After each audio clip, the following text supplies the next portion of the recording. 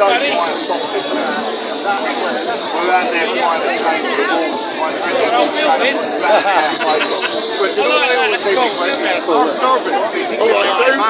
time I saw you, you were being taken away by the fucking cop. If we don't get up in the morning, we don't do anything. I'm talking about a strike.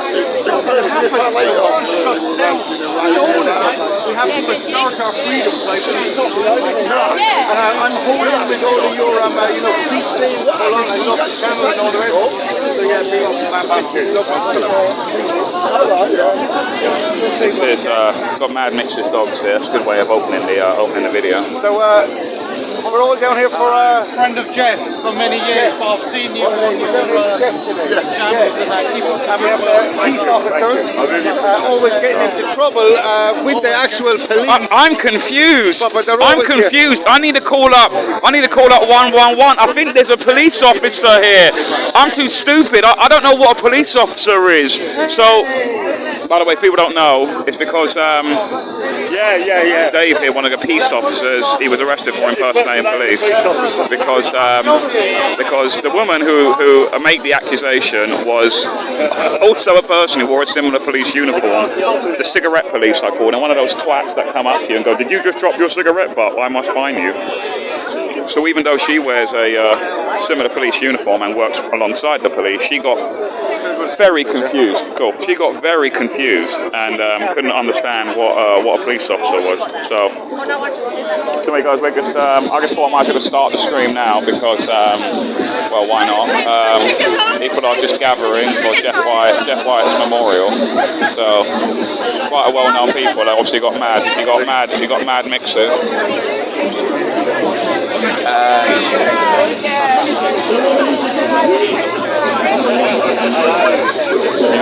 Let's go see High Priest.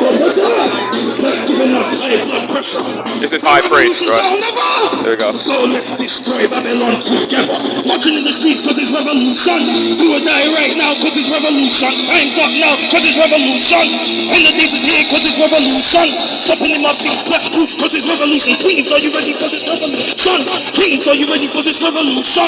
Let me hear you say revolution. Come on. Revolution. Revolution. Revolution. Revolution.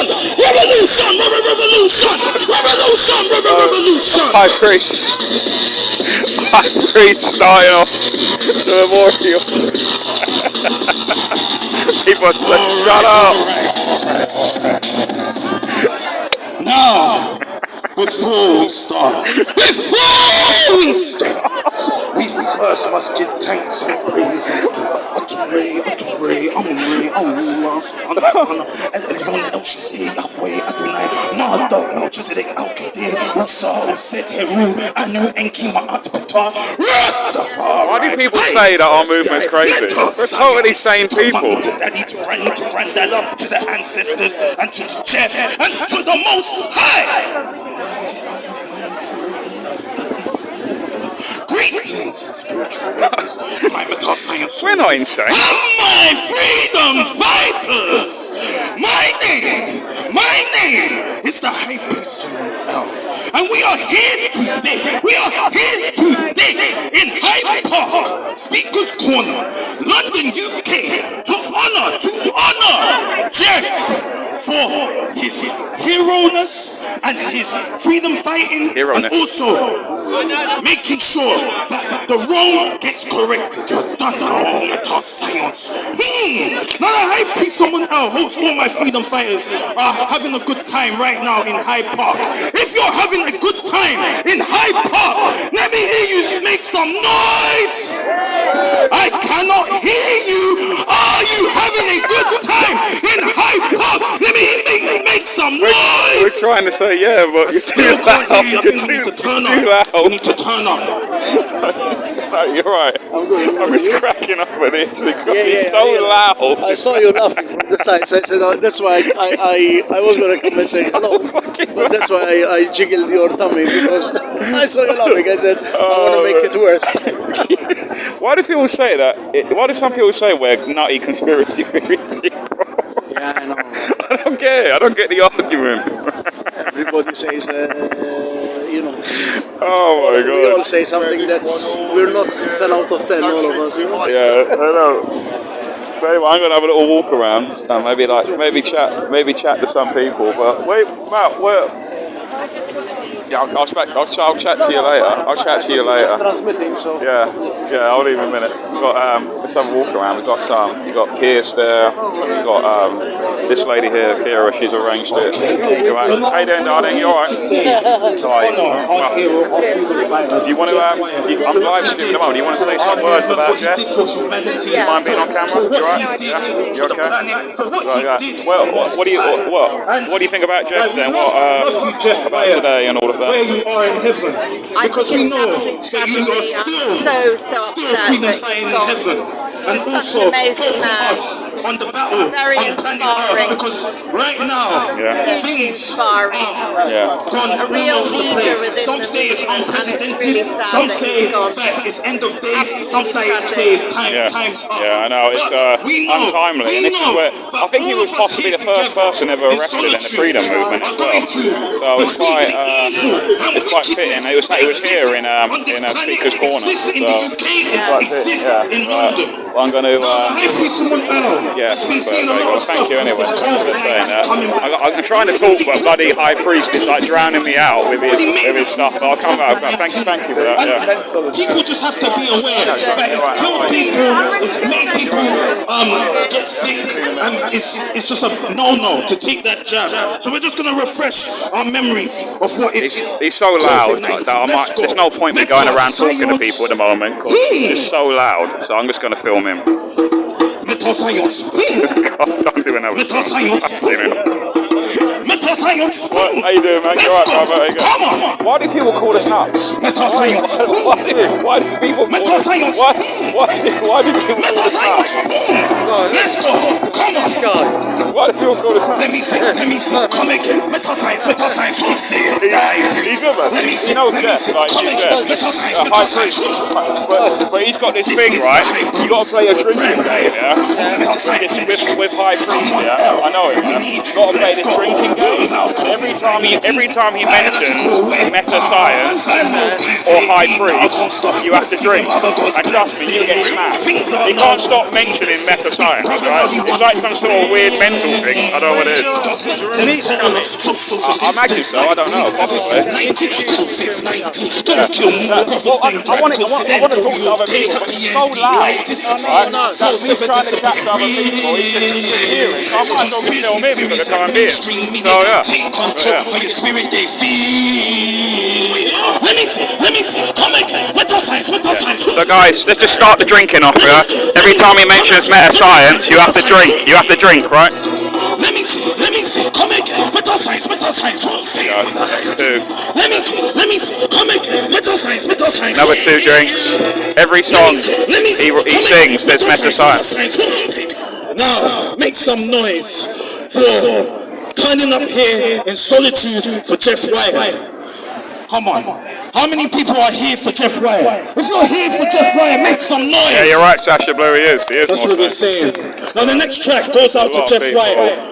For being a freedom fighter. Busker in the park. You got 100,000 subs. Now this 100,000. You got your silver plaque. Yeah. You got it. Everybody knows. He's got his silver plaque. Because it's freedom. I cannot hear you. What time is it? Freedom.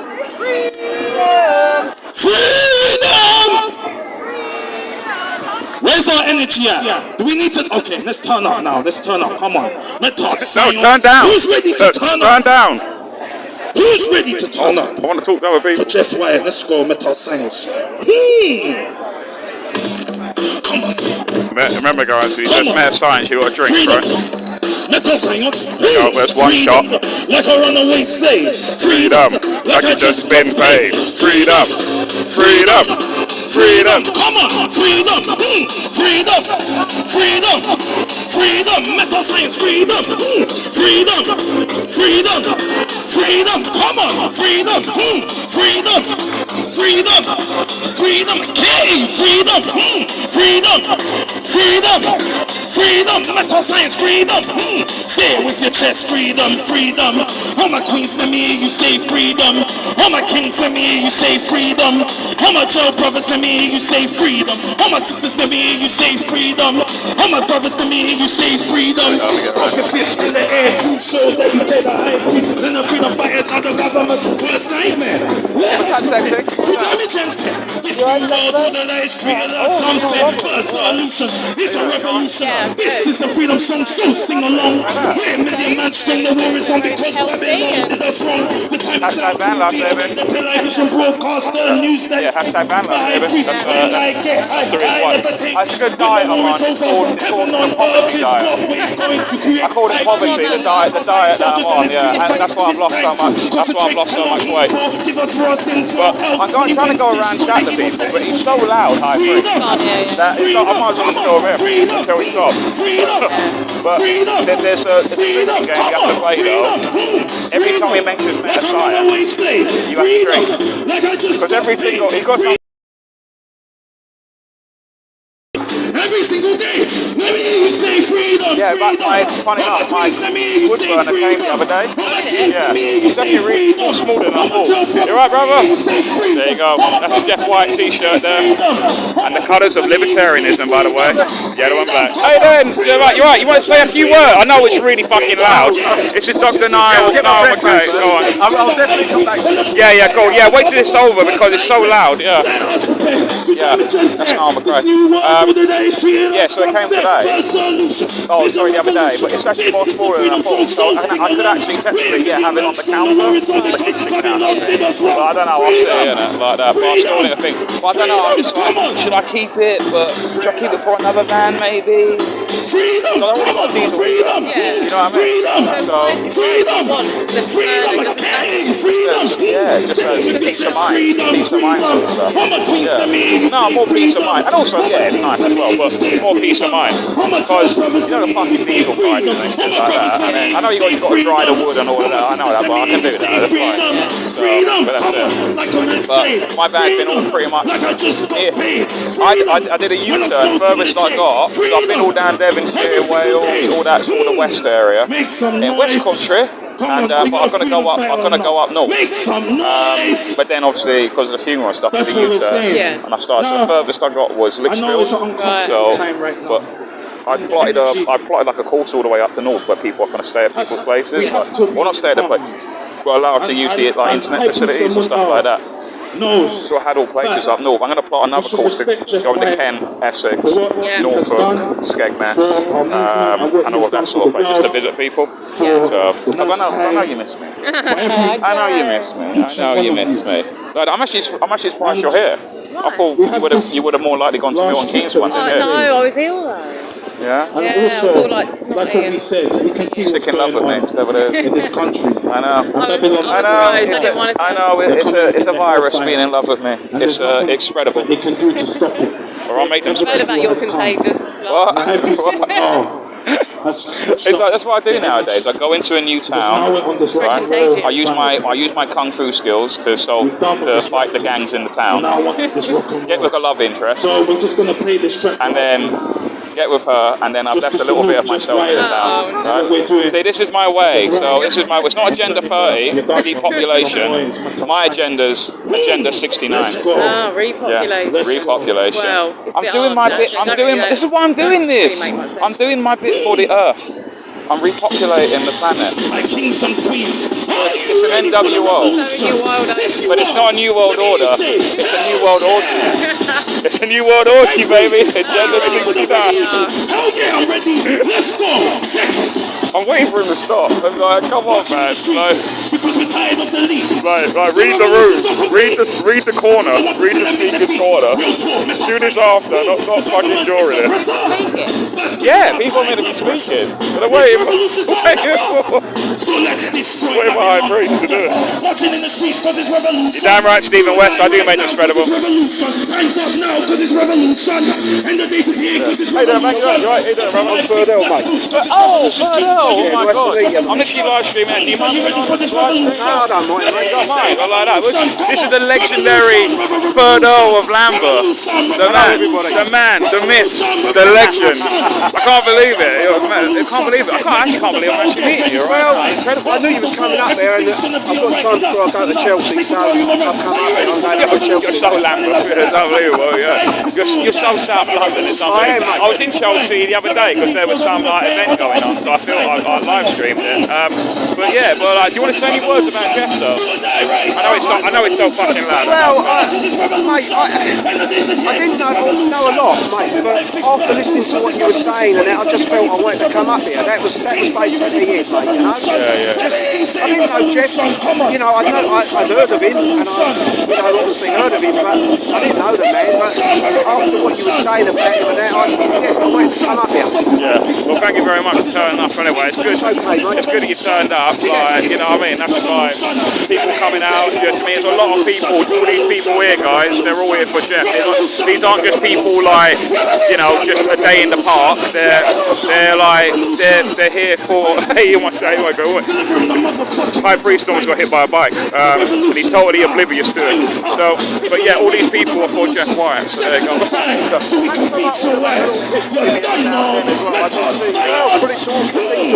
Yeah, mate, I'll tell you what, I need it. That's why I was literally just chatting to this lady here, because she's going to help me put in a wood burner. So I've already got a diesel heater, but you know, the cost of diesel and stuff, I'm thinking of doing like putting in a wood burner, and then, you know. Well, look, five now and again, mate, ain't gonna make me eat biscuits, broken biscuits, mate. You know? Yeah. They are broken biscuits. These numpties in the government, they are a pack of broken biscuits. Yeah. I wait. Listen, I'm fighting cancer at the moment. Sure, right? Yeah, but, you know, I'm in a good place at the moment. I wake up every morning thinking, what the fuck has happened to our country? Yeah, I know, man. I know. You know, that's why I can't slag off the NHS too much, mate. Because for me, Guy's Hospital's kept me alive, like, you know. So I'm happy with the treatment I'm getting down here. And I'll tell you this now, mate. People ain't wearing masks in here anymore. I was up there. Yeah, go on. Yeah. People weren't wearing masks. No. You know. That's good, man. Yeah, you don't see it in Guy's Hospital. Even in the dental department, you don't see it. People ain't walking about with masks on. That's the punters, not the staff. Yeah. But the punters ain't wearing masks. Yeah. Oh, that's good, man. That's good to hear. Yeah, it's good to hear. But the worrying thing is that they do that now. But what if there was ever another lockdown, hypothetically, would they keep the masks off? I don't have much faith in them. I think they would. If they try to lock us down again. No, I don't think they will. But I'm just saying metaphorically. Yeah, well, look, a lot of people were scared of it, weren't they? A lot of people were scared of it. You know? But it's like I said, it's like they're really big bollocks now when it's all over and done with. But it's like, if there was hypothetically another lockdown, would those very same people you're talking about wear the mask? And I think unfortunately they would. That's what I mean. So they're worse than useless. You know what I mean? But because they're just normies, mate. They just get scared into it, Sean. I know. You know. That's exactly the phrase they get terrified into it. That's why I say people think, oh, terrorists are these people far away in the Middle East, like in caves making bombs to hurt and shit. It's like the fucking terrorists are the government. Our own media, and they're the biggest terrorists. My specialist was trying to get him to take the jab every time I saw him. Yeah, it still does it with my mum now. They still try and do it as much. And I told him, I'll never take it. No, and I appreciate what he's done for me, but his meaning was never really. I won't have that rubbish smoke anyway. Yeah, I know. There you go. But thank you very much for that. Okay, sure. Now that the music's done, I'm going to go and talk to some people because now it's not fucking loud. That's why I thought I might as well do it. Marco, what did you say about Jeff? Fucking legend, bro. Was out there. It was us lot that started the freedom movement. Yeah. We all met after getting I don't see you, mate. Sure, be lucky, mate. Yeah. Go on, continue, mate. Continue. Go on. We all met on the... Hey! Right, how are you? We all met on the first day. Of lockdown at St James's Park. We're not having this. I got arrested myself on the first day of lockdown. Got out for 4 hours, then we walked around St James's Park. Right. We got a protest in freedom at Hyde Park. That's when it was arranged. Hey! Oh my God! Look at this! Look at this well-dressed man. Once in my life. Well-dressed man. Yeah. For once in my life. Sorry, sir. Sorry, sir. What are your policies in the Conservative Party or the Lib Dems? I'm sorry, man. I don't vote anymore. Sorry, I don't vote anymore. Sorry. Sorry, I don't know about the Lib Dem policies or the Reform Party policies. I'm standing for the new leader of the Conservative Party. Yeah, you look it. You look like you're gonna run for. We're gonna use Labour. Just perverted enough. You're right. We're gonna use Tory. Just perverted enough. What you got to say about Jeff? What's up? Thanks for the other day. Yeah, cool, mate. No worries, no worries. What you got? Let me catch my breath. Sorry. Jeff was a legend, fearless, a pillar of our movement. Yeah. And he was someone I loved. It's the first time I cried properly in years when I heard of his death from Kira, and I cried my eyes out. Yeah. And you could see at the church on Monday was jam-packed. Yeah, 300 people, yeah. People were standing in the aisles. That shows you his great, how much he was valued by all of us. And I knew him for 2 years, but he touched me, he affected my life in such a positive way, and all of us. Awesome. Well, thank you. Yeah, cheers. Well, I think we'd all say the same things. Yeah, great. Thank you, man. Cheers for that. Thank you. I'm gonna now that it's a bit more quieter. Like I use that term loosely. I'm gonna go chat with some people and get some words. Thank you, Nicola.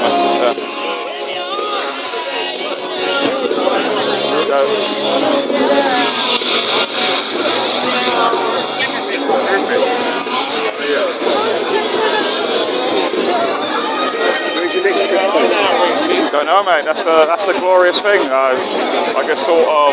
I think I might go Kent. I might go Kent though, and then go across the Dartford crossing at some point. Essex, Norfolk, Skegness, Hull, Newcastle. That sort of way. That's the way I'm thinking. So around the coast, like the East Coast. Yeah, I'm going to Hartlepool Thursday. Oh yeah. I've got me 8-week check-up. Hopefully all my bloods are good and hopefully that's all good. And then I'm up to Hartlepool go and see the kids and grandkids like. Yeah. Okay, well that's cool, man. That's cool. Yeah, so that's my plan. I don't know how long I'm going to stay in London though, because Monday is, if people don't know, Monday's the vaccine damage debate in House of Commons. I'll say 5 MPs will show up. Yeah. Out of 659, I'll say 5 will show up. Just to say that they were there, and went, oh, we did debate it. Yeah. I mean, there was only 5 of us, and we're basically talking, just filibustering. They're talking nonsense, just to stretch it out a bit. But that's basically it. Yeah. So there you go. But anyway, I'm gonna have a little walk around. Get some people's words. Well, like I said, mate, be lucky, Sean. Yeah, I will. Thank you very much. Thank you very much, Ferdo, man. Thank you. But I'm gonna, let's just say. But yeah, if I don't see you, good luck, yeah. All right. See you Monday. I'll be over there Monday. All right, you doing, brother? You good? Yeah. Yeah, a lot of people. Oh, wait, I got to see Vincent.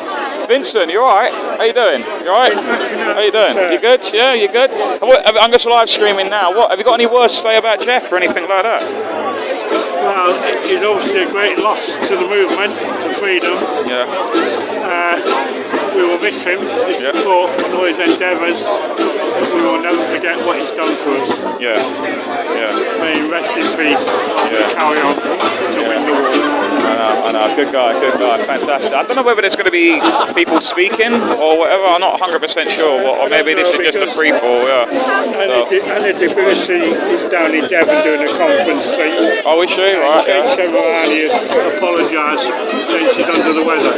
Yeah. That's fine. That's okay. Yeah. I mean, like I say, I don't. Obviously, I know people have other things going on and stuff, and this is the funeral's has already been done. Apparently, there's another memorial next Saturday though for Jeff in Hope, Sussex. Apparently, I've heard. I need to confirm that though. I don't know if that's 100% true, but I'm going to see if that is actually true or not. So, but there you go.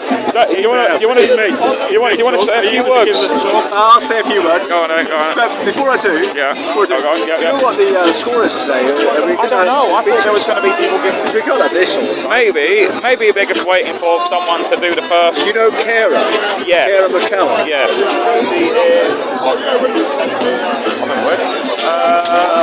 Last I saw she was sitting down over there, one of the end tables, but she probably got up at that point now. Okay, But you know what she looks like, yeah? You know. yeah, I'll just go and it'll set my mind to rest when I know what's happening. All right, cool. All right, no worries. Yeah. Well, that's the last I saw her about half an hour ago. She's probably moved since then, so I don't know.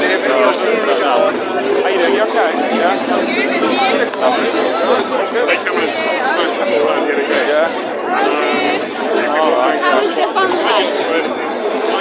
Good. I gotta say, quite really good. Yeah. I've had probably the best summer of my life. To be honest with you. I've had less money, more fun. Oh, we've got one of the rap you made. Are you talking about living in a van now? What? Are you talking about living in a van? Hashtag van life, baby. Yeah, I've been going around. I've had the best summer of my life, honest to God. I wish I'd done this years ago. So, but yeah, I just went, left the flat. I just thought I'm not paying council tax anymore. Not paying rent, water, gas, electricity, landline. It's amazing. Yeah, just the fuel, but you really don't realise how much you're saving. I was always quite fiscally responsible, being a libertarian. The only Austrian school of economics, the only sound form of economics there is. Everything else is just socialism, really. Whether it's Chicago, Keynesian, Marxism, all that, it's all just crap, really, right? But even so, you don't realise how much you're saving until you actually go and do it. So there you go, yeah. Well, we've been going around the country visiting people. Yeah, it's been great. John, I was going to ask you a little bit about Jeff, if that's okay. Yeah, of course, man. Yeah. Slightly further away from the Yeah. I mean, yeah, we can.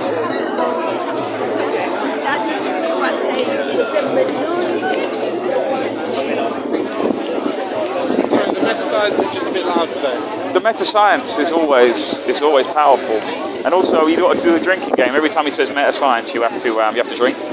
You get smashed. So, but yeah. So.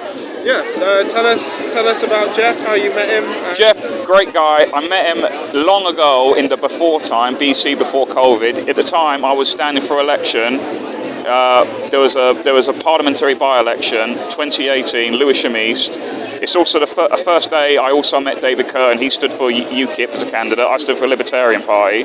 Jeff Wyatt was the deputy leader of For Britain, and Anne-Marie Waters was the candidate, the leader.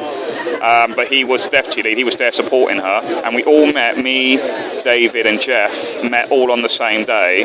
And basically, what happened was there was a hustings, and it was fascistically shut down by an Antifa-like group called Stand Up to Racism. Ironically, they're racists. And then because they were protesting against Anne-Marie Waters, she didn't even show up. So I knew Catford really well. It was in one of the buildings in Catford, and I said, no, we're not going to let. I just gave a speech about freedom of speech, and I said, hey, isn't it ironic the police have now showed up and just said that we're shutting down the event after I've given a speech about that. Then we went around the corner to a pub, to Wetherspoon's pub, and only the UKIP contingent, obviously my contingent, For Britain contingent, Democrats and veterans, and the Monster Raven Looney Party showed up. And then we continued the hustings, and we got quite drunk, and that was it. That's the first time I met Jeff. And then years later, you were here. I called it the original 100 about how long was it ago? Just over 2 years ago now. 2020 was it September. We came here, and I was a little bit late coming from work, and I was coming from over here, but I could see in the distance that all the police were starting to tackle people down, and that's how I knew we were really in trouble, because when you're getting arrested at Speaker's Corner for speaking, keeping in mind people like Lenin have spoke here, Pol Pot, Oswald Mosley, Lenin, Karl Marx, Ty Robinson, all these people were spoken, and they've never really had any issues, and they've still got away. But I knew we were in trouble. Abu Hamza, all of these people were spoken, right? And they've just been allowed to do it. But people were saying we think these lockdowns are quite a bad idea. And then they were getting tackled down for it by the police. I'm sure you remember. You were obviously one of those people, man. But Jeff, I think, was possibly the first ever person arrested in the entire freedom movement. I call it freedom community now because we've evolved from a movement. We're now a community because we're starting up our own businesses, etc. He was possibly the first person ever arrested in the movement, the community. And that's when I knew we were in big trouble, and then that's why we had to move on and start. But yeah, that's when, and I was so glad to see Jeff, because when I was turning up to this anti-lockdown this protest that we had here, this rally, I knew him from beforehand, and I was just so glad. I didn't know I was showing up. I didn't message anyone because I didn't know a lot of people. I was worried that who's actually going to be here. And obviously you were there, who I knew before. I knew David Curtin from before, Jeff Wyatt. I didn't know Piers Corbin. I know him well now, but he was there. Ramis, Fiona, Nacho. He was also arrested, and then so it was all. I call it like the original 100. And then we all went on to do our stuff. Obviously, you started up Resisting Shibi and all that sort of stuff. So yeah, that's where it all began from. So really, it's that seeds, and that was sort of Jeff is like a representation of that, and then it sort of bloomed from then after. So, but yeah, that's what I remember Jeff for. But great guy. God bless his soul. I mean, I still can't believe he's gone. I still think he's just going to turn up. He's just going to come he's going to come from the distance and go, oh, it was all the show. I really can't. I went to his funeral as well with Milton Keynes. I just can't believe that he's just not here anymore. It's amazing. So there you go. But good luck, Jeff, in the next life. Thank you very much. Yeah. So there you go. So what's going on? Wait, you live streaming now? What's going on with this channel, mate? It's like the most dormant channel I've ever seen in my life. Yeah, basically, we've been busy with some of the other stuff that we've been doing. Okay. But yeah. Yeah. So what can you tell us then? What's going on with Resisting Shibi? 1 second. We're gonna give you both of these streams, right? And you're gonna look after them for a second. No, what can you say? What can you say? What can you say? Yeah. I'm Need to know basis, it seems. Anything to know this. I'll tell you all. Okay. So pub afterwards. Yes. Okay, I'll just tell you everything. Okay, I'll wait. Okay, it's need to know basis, guys. But anyway, so what can you say about Jeff? What's Okay.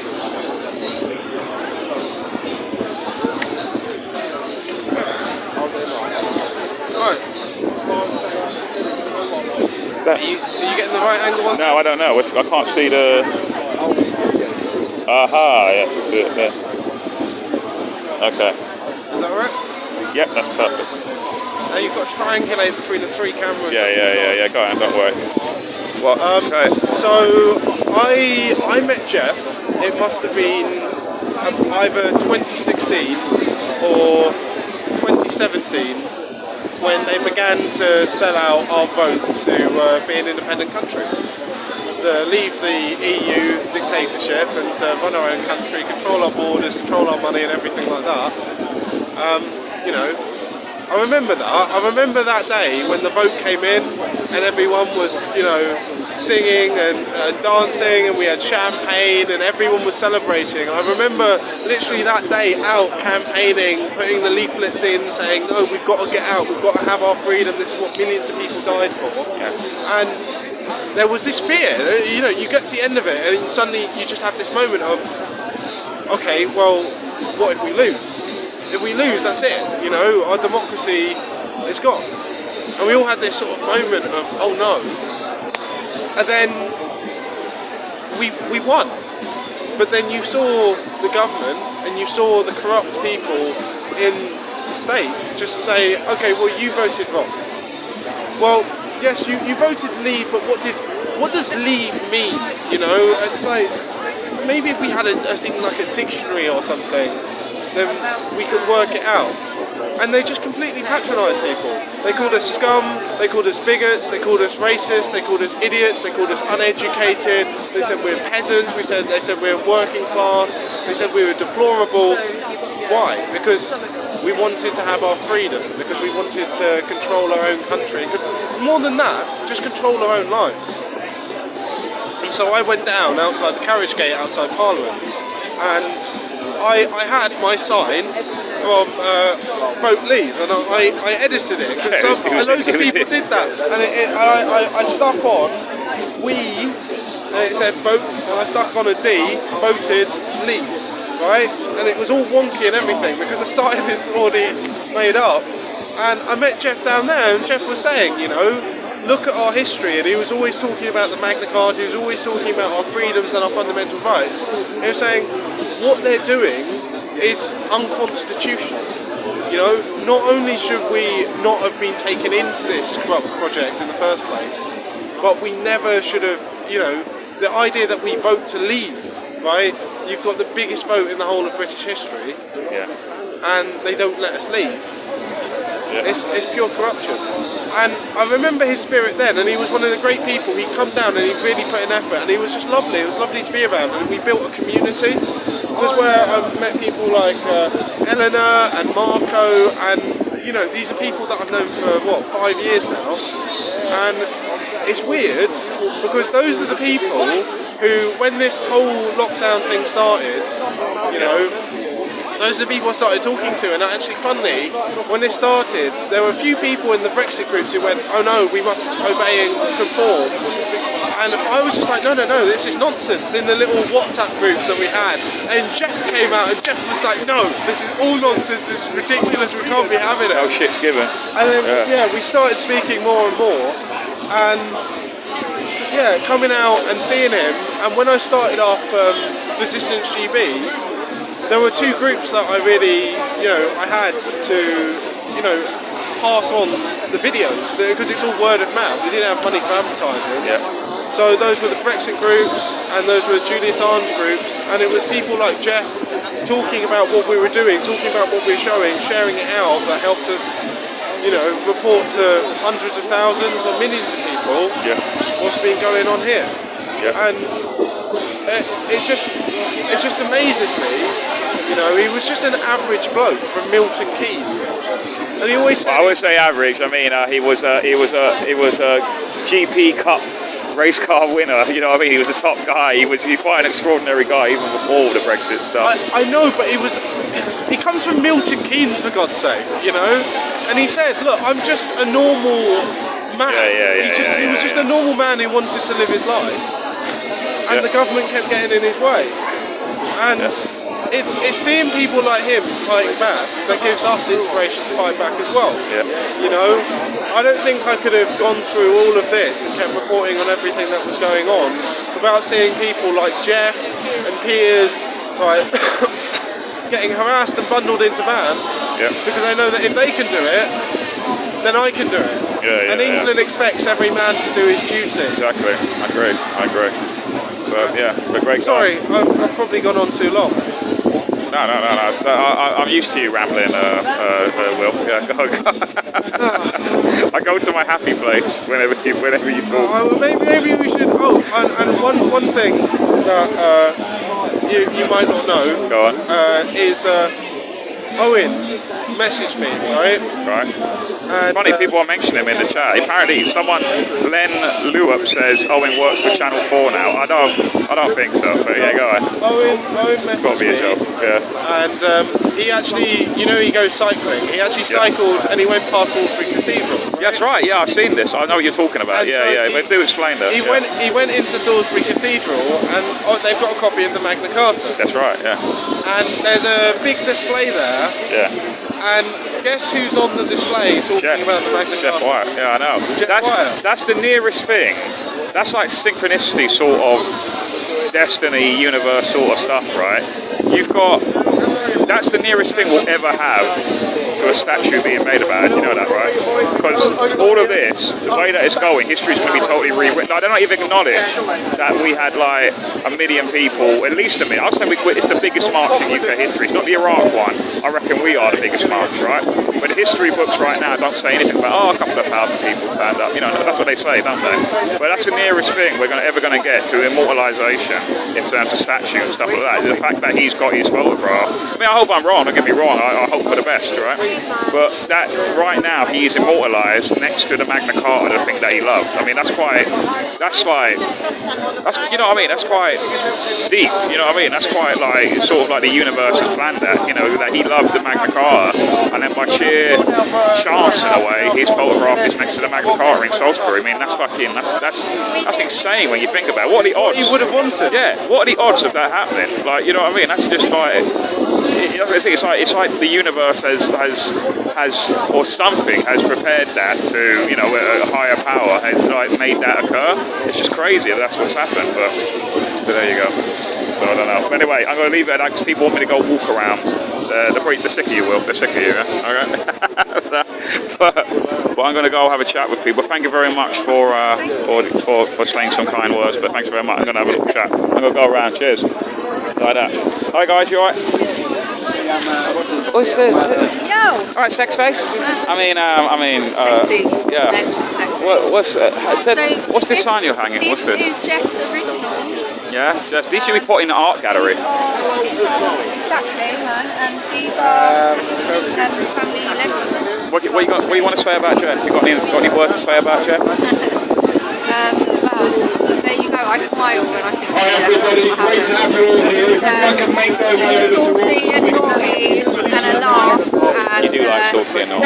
You do like saucy and naughty. That is amazing. You know, he's what a lot of his passion is what is infectious, you know. We should all inspire to. It's just plain and simple, black and white, isn't it? This is tyranny. And he fought against that, and so should we. You alright? Yeah. Thank you very much for the There'd be nice a very kind big words. Jeff shaped hole in this world. I like filling holes. Anyway, I'm going to leave it at that. Right. Thank you.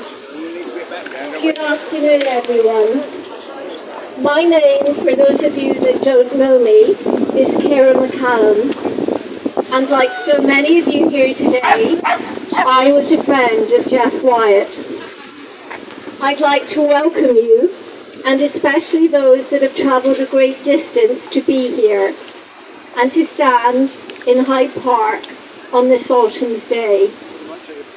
I know that we have people with us from all over the country, and I think Jeff would be incredibly touched by the fact that so many of you have come along to honour his memory and to pay tribute to him today.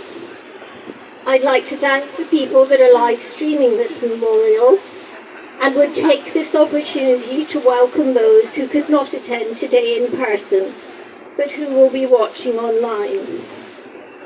I would like to extend a particularly warm welcome today to both Lucy, Jeff's daughter, and Sasha, his partner, who are here with us today.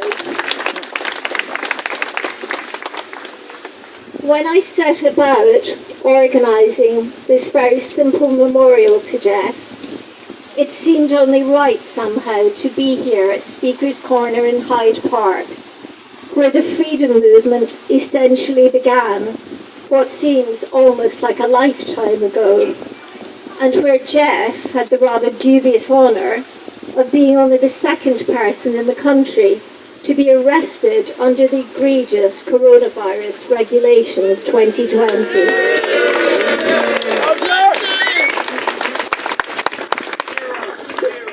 So for Jeff, things in a way have come full circle. It started here, and very sadly, it will end here. As I look around, I see many familiar faces, many people that marched alongside Jeff and his famous huge placards on protest.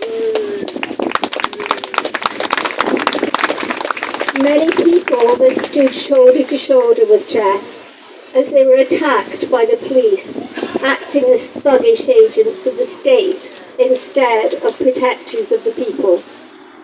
I see many people that spoke on the same platform as Jeff in various towns and countries and cities all over England, and many people who were inspired by Jeff to join the freedom movement. The movement itself is a disparate group of people from all walks of life, all ages, all races, all religions, all social classes and political persuasions. We might never have met each other had fate not intervened and brought us together. But we each and every one of us share something that is special and uncommon. And that is the ability to see through the lies and propaganda that we have been bombarded with in these past few years. Equally, we share a love for freedom, truth, and justice. And from that stems a burning desire to fight against the absolute evil of the tyranny and techno-fascism that both the Great Reset and the New World Order represent. Hear, hear.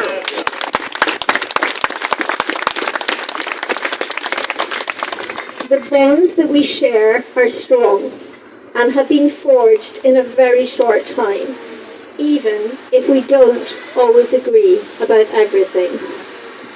We have found our tribe, and for those of us that have lost family members and friends because they mistakenly believe we are no more than deranged conspiracy theorists, this coming together of awake people is incredibly important, and not to be dismissed by defeatist tropes such as, "but nothing has been achieved." If this really was the case, and our protests have been for nothing, then why is the government hell-bent into bringing into law the draconian public order bill?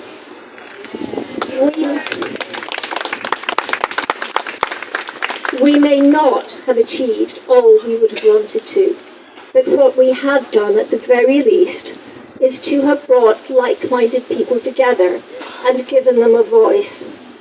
And we have started a great awakening, which can only gain more and more momentum as time goes on. Never forgetting that once people are awake, they cannot go back to sleep. And all it will take for this nightmare to ease is for more people to join us in simply saying, no, no, we will not comply.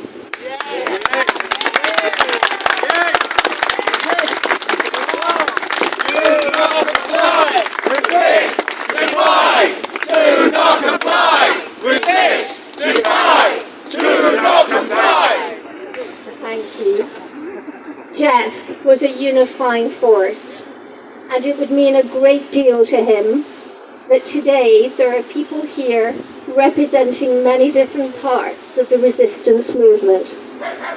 Our enemies want us divided, of course, for when we are busy fighting each other, we are not coming together as a unified force to fight them, the shadowy people in the background, pulling the strings of the puppets in our government and conspiring to control us in every conceivable way, using false narratives such as COVID-19, man-made climate change and Ukraine, whilst pretending all the while that what is being done is really for our benefit and that of the community as a whole. The excuse of every tyrant that has ever lived.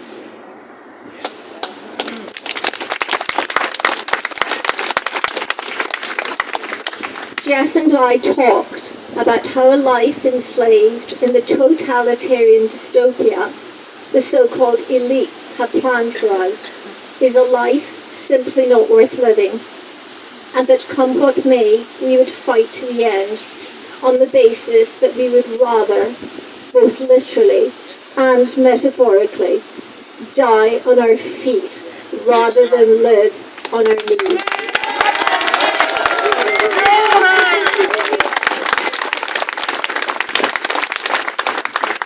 Jeff led by example in this regard. He was an absolute warrior, a fearless, proud Englishman, a true patriot who loved his country and hated what was happening to it. Jeff was both a natural leader and an eloquent speaker. He was friendly, kind, and made time for everybody he met. He had courage in spades, an indomitable spirit, fortitude, and most of all, passion. Before he entered politics, Jeff had been a very successful international racing driver and a businessman, and he could have easily retreated these past few tumultuous years to enjoy a quiet, very comfortable life with Sasha, living in the countryside, walking his dogs, and taking his beloved classic cars to rallies and shows. But instead, he chose to devote a lot of time to being out in the streets with us. Jeff was always in his element at protests and rallies, and especially when he had a mic in his hand and was haranguing the powers that be, or for that matter any unfortunate policeman that happened to stray into his path when he was speaking. History will undoubtedly record that despite being in turn ridiculed, vilified and discriminated against, it is we who have right on our side. And history will show the large part that Jeff played in the freedom movement in England.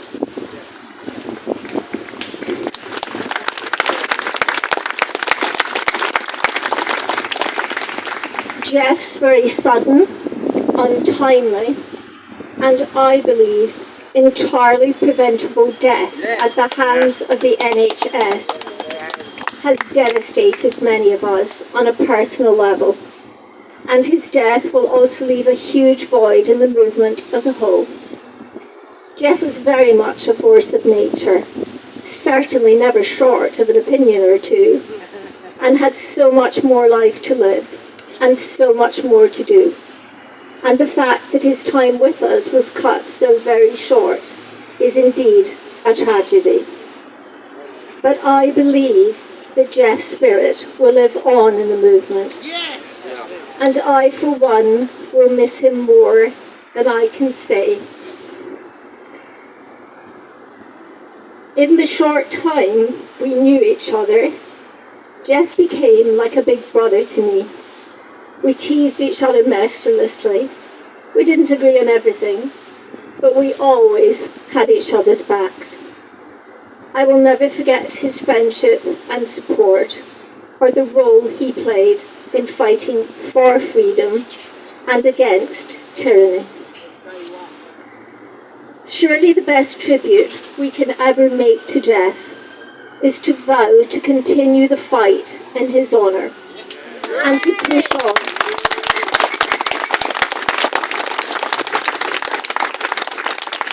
And we push on regardless of how battle-weary so many of us are. It is no exaggeration to say that the struggle we face is one of truly epic proportions. The stakes could not be higher, because we are fighting possibly the greatest battle of all against the forces of evil and darkness for the very soul of humanity itself. We can't give up, and we won't give up, and that is exactly what Jeff would have wanted. Thank you.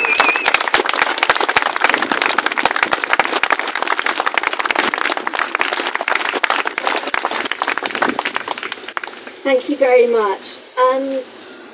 This memorial today is very simple, as you can all see. There are no bells and whistles. We don't have a fancy stage or a sound system or anything like that. But what we do have today is the most important thing, because we have you here. And the people make the movement. We are the movement. We are family. We all have found our tribe. I'm very anxious today that people in the movement who don't ordinarily speak have a chance to say a few words, if they wish, about Jeff. Obviously, we have a number of the well-known faces in the movement here. We have Nigel on my left from World Freedom Alliance, and Piers needs no introduction, and we have Fiona and other people here today. But I really would like today to be about not just hearing from the well-known, more prominent people in the movement, but I'd like to hear from anybody else who was maybe inspired by Jeff, or who has a funny story about Jeff, because there'll be a lot of them, but anybody who just wants to pay tribute to Jeff and to honour. So my idea was simply this, that we have somebody who's well known for the movement to speak, and then interspersed with that, with well-known people, we have anybody else that would like to come and say a few words. So I don't want anybody to feel press ganged. I have a few people that I know want to speak, and I'm going to kick off with Nigel from World Freedom Alliance. But if anybody else would like to speak, if they'd like to please come down to the front, or maybe just along here and stand with me. And then what I would say is, because I think there would be rather a large number of people that maybe want to say a few words about Jeff, maybe if you could kindly limit what you have to say to a couple of minutes, just to give everybody a chance to speak that would like to speak, that would be great. Before I do that, I'd just like to say there are a few people that wanted to be here today and unfortunately can't. I'm particularly sorry that John O'Looney can't be here today. Unfortunately, his funeral business is so busy, and we all know why, unfortunately, that he's having to perform a funeral on a Saturday, which he would normally not do. And he's very sorry that he can't be here today. And I'm sure it gave great comfort to Sasha and to Lucy and to all of us that Jeff was in such good hands with John, who obviously officiated at Jeff's funeral, which was held on Monday. Thank you.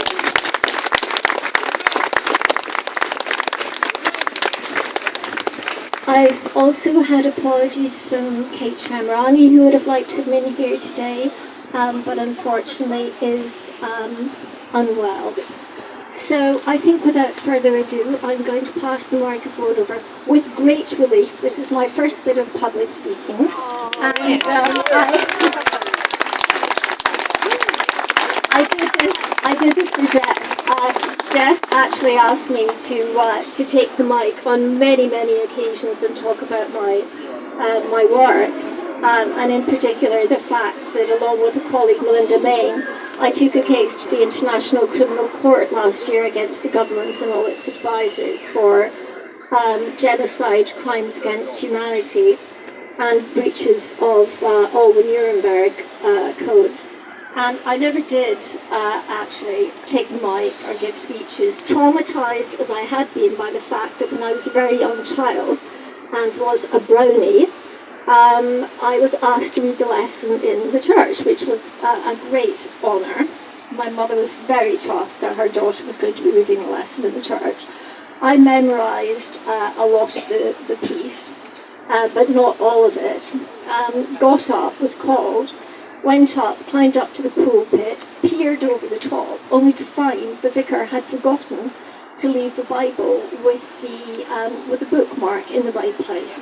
And I was staring at some piece of text in the Bible I'd never seen in my life before and had nothing to do with the nativity story. And I spent what seemed like hours just staring blankly into space, absolutely terrified, and not knowing what to do. So I did the only thing reasonable in the circumstances and burst into tears.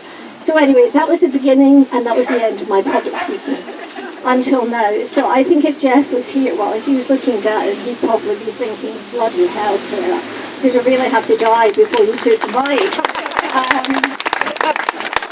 Knowing Jeff's sense of humour, I'm sure that's what you would be saying, but the answer would be, actually, yes, Jeff, you did, because this in itself, me speaking, is a tribute to Jeff.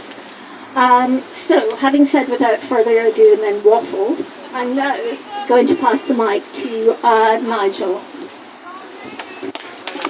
Thank you, Kira. Kira sent me that on WhatsApp the other night, and I thought there's nothing left to say. She said everything in there. It's absolutely brilliant. That was a brilliant speech. Thank you so much.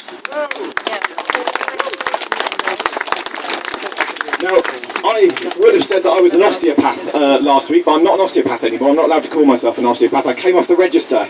Reason being that the General Osteopathic Council has gone along with all the COVID bullshit. Sorry, mate. And like a lot of practitioners all around the world, I thought rather than having them haranguing me every 5 minutes, I'm going to come off the register. I'm not an osteopath, but I have a first-class master's degree in osteopathy. I also am the Chief Operations Officer for my sins for the World Freedom Alliance. And if we think back 2 years ago when the World Freedom Alliance happened, when we started in Stockholm, we used to meet here. We used to meet here and we were surrounded by TSG. Now, I haven't given a speech yet, where I haven't burst into tears. And what I said in Denmark was, anyone who's not crying about this situation is truly fucked up. Because what is happening out there, it looks as if it's gone calm, it looks as if it's gone quiet, but it hasn't. I'm preaching to the converted here, but there'll be people watching the video who don't know this.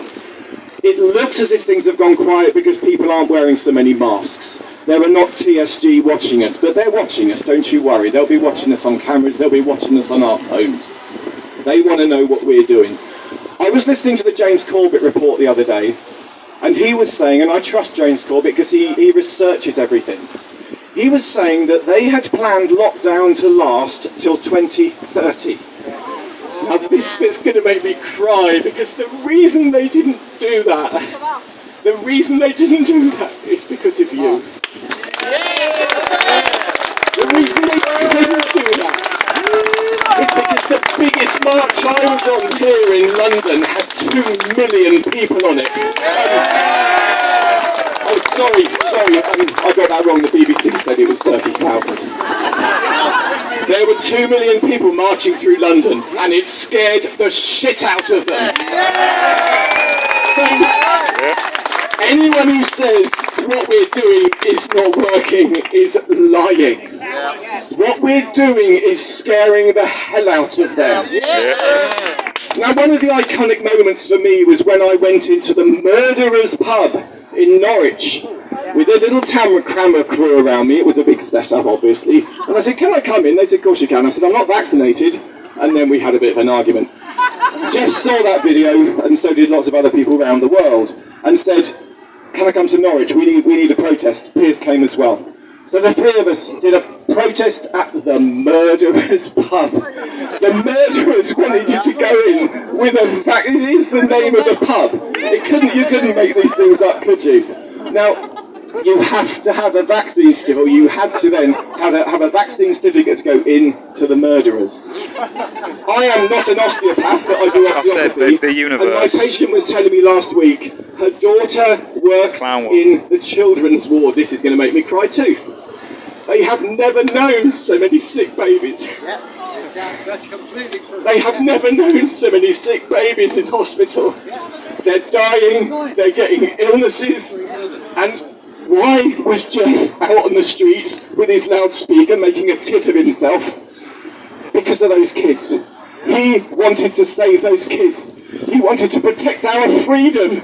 That's why he came up to Norwich that day, and why me, him and Piers went down to the G7 in Oxford that day and stood there and were mocked and vilified by people and laughed at for being idiots. Why 2 of my children wouldn't speak to me for 2 years because I'm batshit crazy.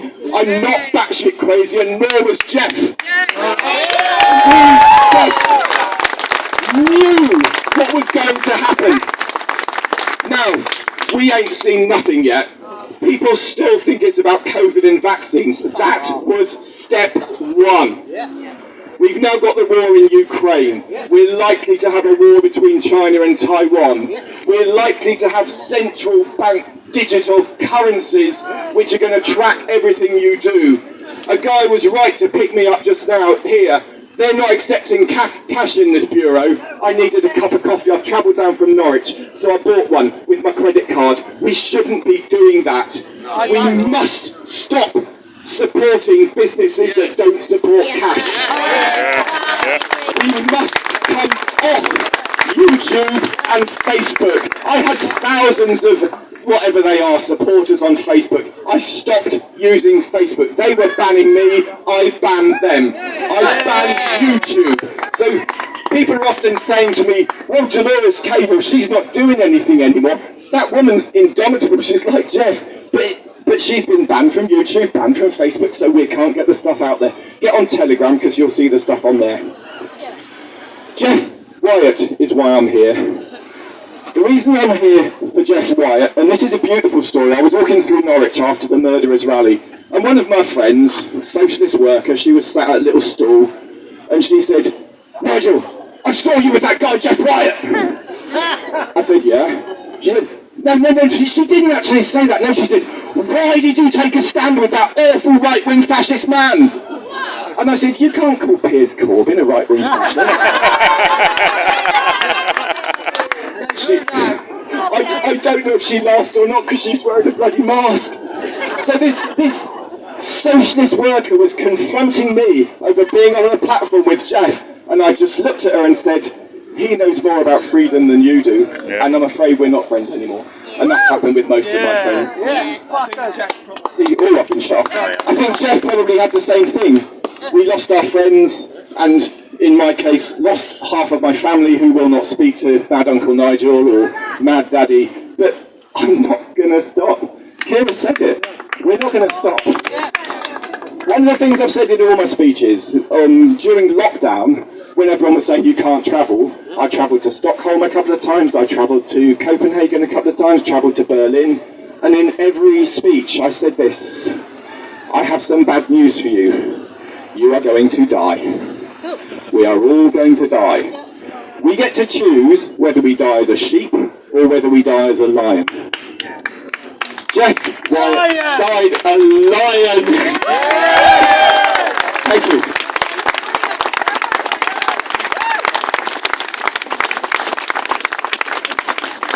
Thank you very much, Nigel. Now, is there anybody that isn't a prominent member of the movement that would like to speak to the lady here? To come over? And oh, I thought the mic had gone. Perhaps you'd just like to introduce yourself briefly and then say a few words. Hi, I'm Catherine Armitage, and I work for a little magazine called Brighter Times.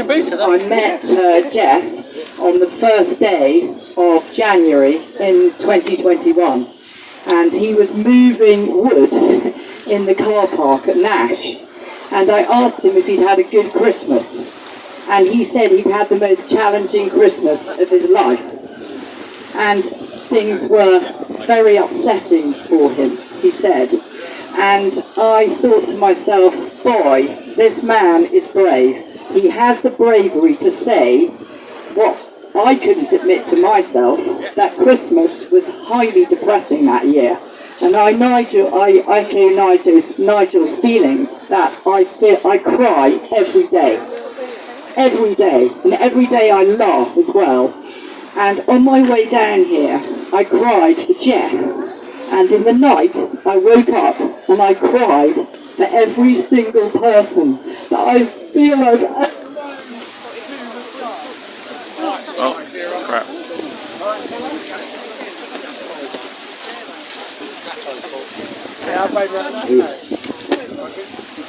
Typical of me, pressing the wrong things. So, yeah, I feel like this death of Jeff has triggered even more fight in me. I was always a workaholic, and now I'm a workaholic fighter, activist, and nothing will stop me. Thank you. Thank you very much. I'm now going to pass the mic to Simone, who's going to speak on behalf of herself, and is also going to speak on behalf of Kate Shamarani, who unfortunately is unwell, as I said earlier, isn't able to be here. Very much, and thank you for organising, whoever organised today, a chance to pay our respects to Jeff, who was such an incredible man and hugely inspiring. Kate Shamarani asked me to speak on her behalf. She's indisposed today, and I'm very happy to do so. And she spoke frequently with Jeff, as I did, and had a close friendship with him, and was hugely inspired by his work and dedication to the movement. I would like to read the armour of God from Ephesians, because this is something that I feel is fitting for today, and I hope you'll bear with me while I read this. Finally, be strong in the Lord and in his mighty power. Put on the full armour of God, so that you can take your stand against the devil's schemes. For our struggle is not against flesh and blood, but against the rulers, against the authorities, against the powers of this dark world, and against the spiritual forces of evil in the heavenly realms. Therefore, put on the full armour of God, so that when the day of evil comes, you may be able to stand your ground, and after you have done everything, to stand. Stand firm then, with the belt of truth buckled around your waist, with the breastplate of righteousness in place, and with your feet fitted with the readiness that comes from the gospel of peace. In addition to all this, take up the shield of faith, with which you can extinguish all the flaming arrows of the evil one. Take the helmet of salvation and the sword of the Spirit, which is the word of God. And pray in the Spirit on all occasions with all kinds of prayers and requests. And with this in mind, be alert and always keep on praying for all the Lord's people. Thank you. Thank you, Simone. I'd just like to ask Hazel. Oh dear, I thought the mic had gone again. Hazel tells me that she was inspired by Jeff to be a part of the movement.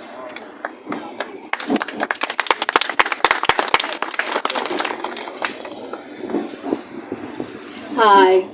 Thank you for this opportunity to say a few words about what Jeff meant to me, and maybe others will identify with it as well.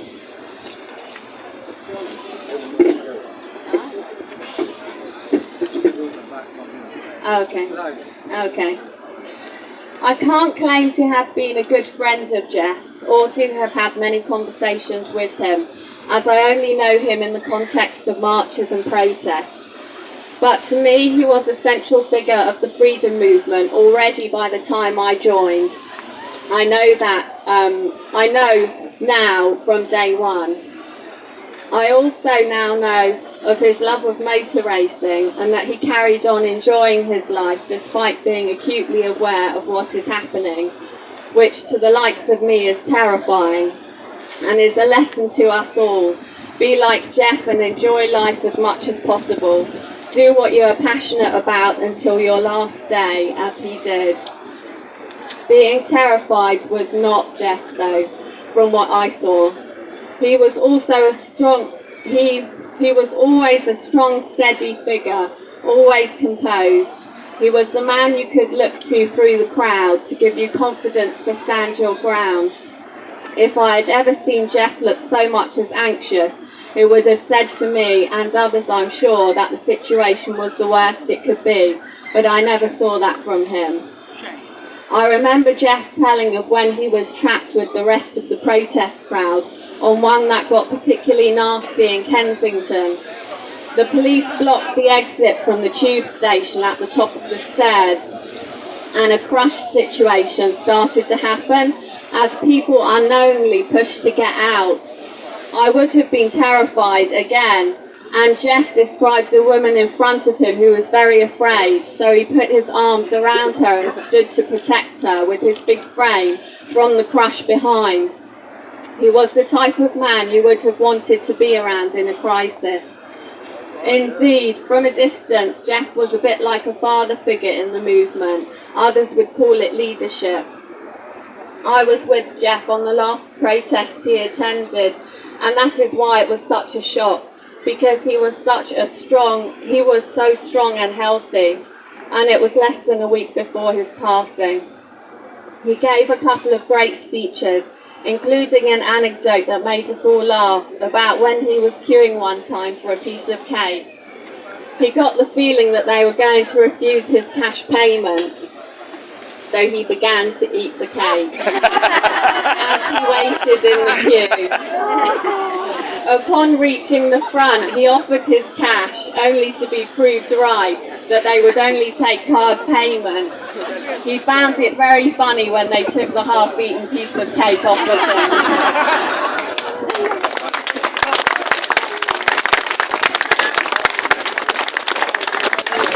Great tip there about I recently passed this story on in a conversation with some people who didn't know Jeff, as we were talking about resisting the onslaught of a cashless society.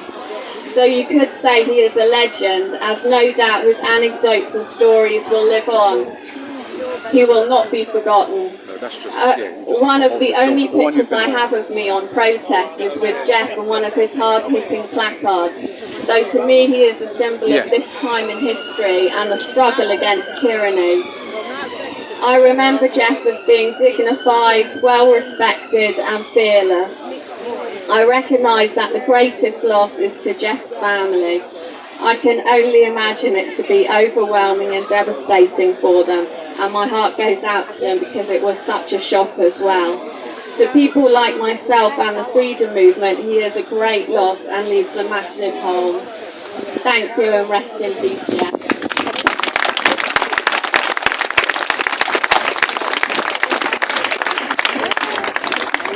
Thank you very much, Hazel. I remember that was one of Jeff's favourite things to do, actually, was going into establishments that he thought might not take order food, take a chunk out of it, and then walk out when he wouldn't take cash. I think our next speaker is going to be Dr. Neil McRae. Neil suffers from the same misfortune as I do, as having his name constantly mispronounced. He's often referred to as Niall McRae. But in actual fact, the pronunciation should be Neil. In the same way, can I just say now that my name is Kira, not Kira, Kylie, Kiora, Kai. I get everything. Even Jeff always managed to mangle my name somehow, but I forgave him for it. So without further ado, Niall. Thank you, Kira. Well, a well-known military strategy is that you choose your battles. And in May 2020, amidst this unprecedented lockdown, about 50 brave souls came here. They were outnumbered by police. To my shame, I stayed at home. I thought it was too soon, too hostile, too risky.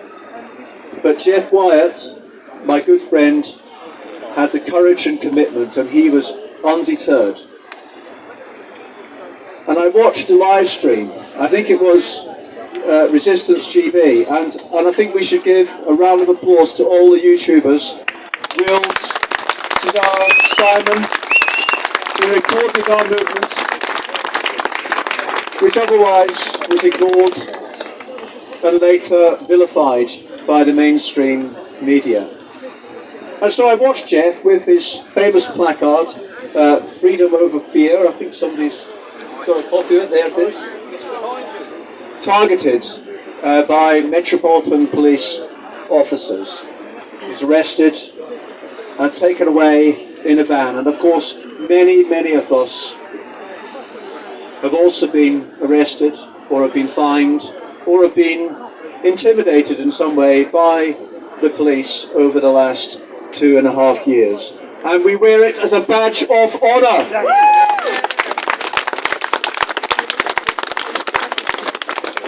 That day, in May 2020, when just a few of us were here, and not me, but hands up anyone that was there that day.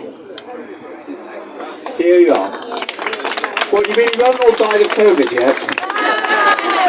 I thought you were all going to end up on a ventilator. That's what they said, didn't they?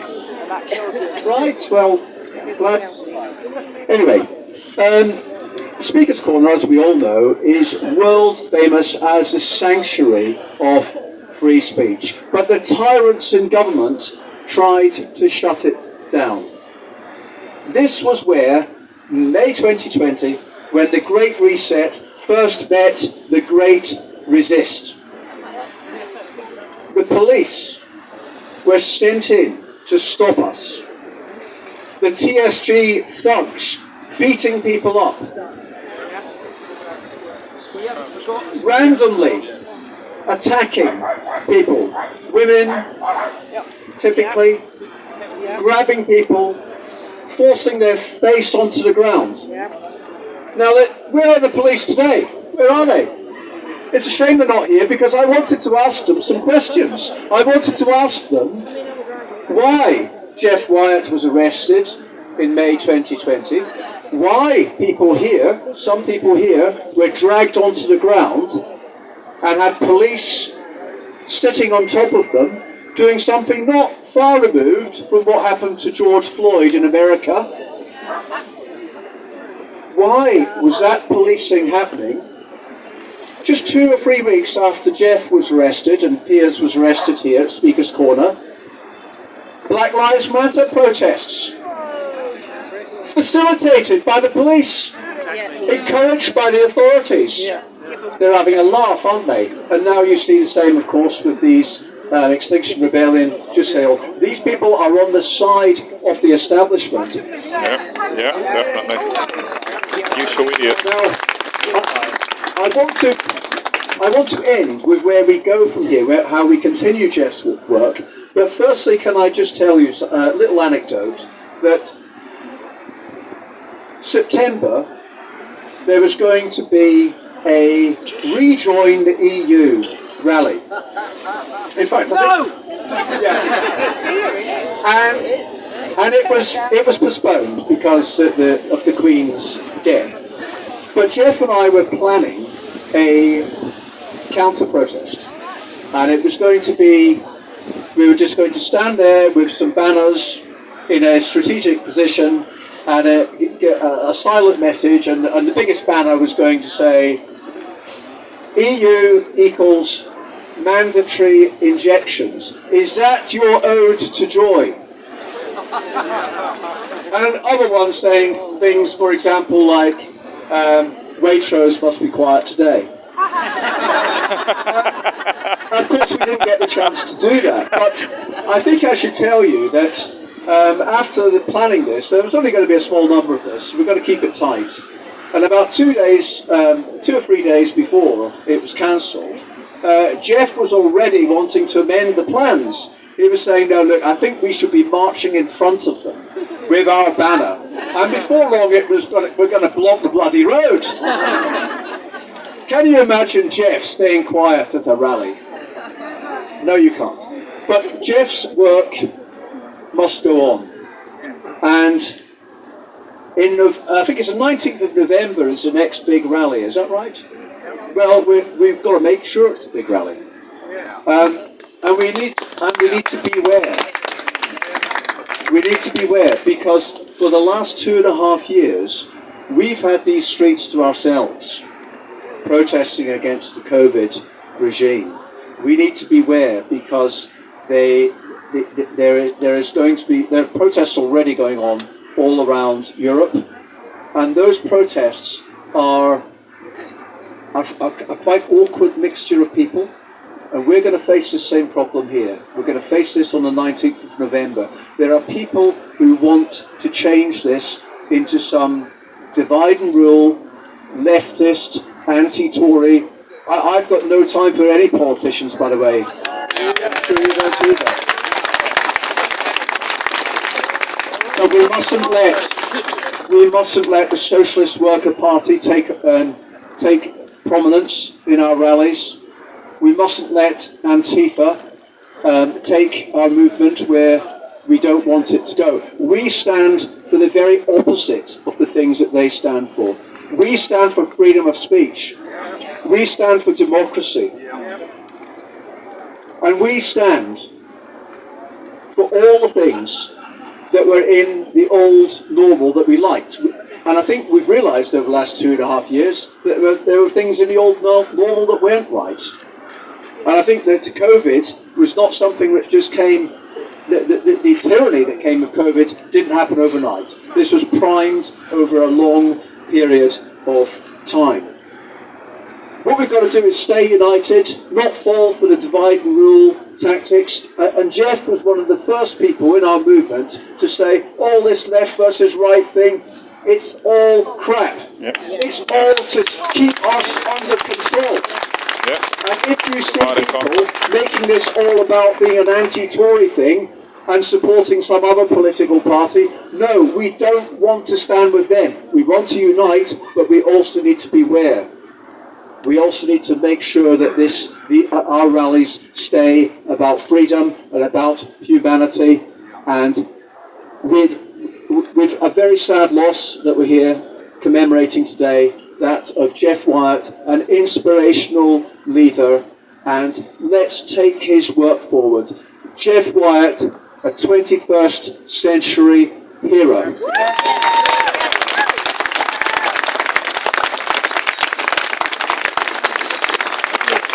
Thank you very much, Neil. Neil, of course, worked for a long time with Jeff before we knew him in the movement. Neil worked with him in Brexit and in other political spheres. Just before I ask Piers to take the mic, I'd like to give the mic to Jill.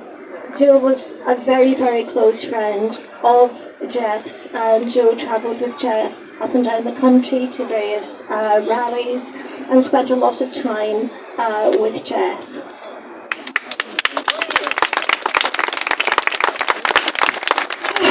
Much like Cara, I'm not accustomed to public speaking. I didn't plan to say anything today, but I had Jeff in my mind, in my ear, just urging me, as he always did, and as Cara just said, I travelled with Jeff up and down the country, and I have to thank him for that, because I wouldn't have been able to do that. I made it today on my own steam to London for the first time without Jeff. He always reserved a seat in his car for me, and if I think back to 3 years ago, if someone said to me that I would be at a protest, wielding a placard, walking around the streets of London, or indeed any other city or town up and down England, I would not have believed them. If somebody had said to me that I wouldn't have worn a mask, and I would have challenged people, I would have spoken to the police, I would have resisted, I wouldn't have believed them. I was not somebody that could do that, but Jeff showed me how to do that.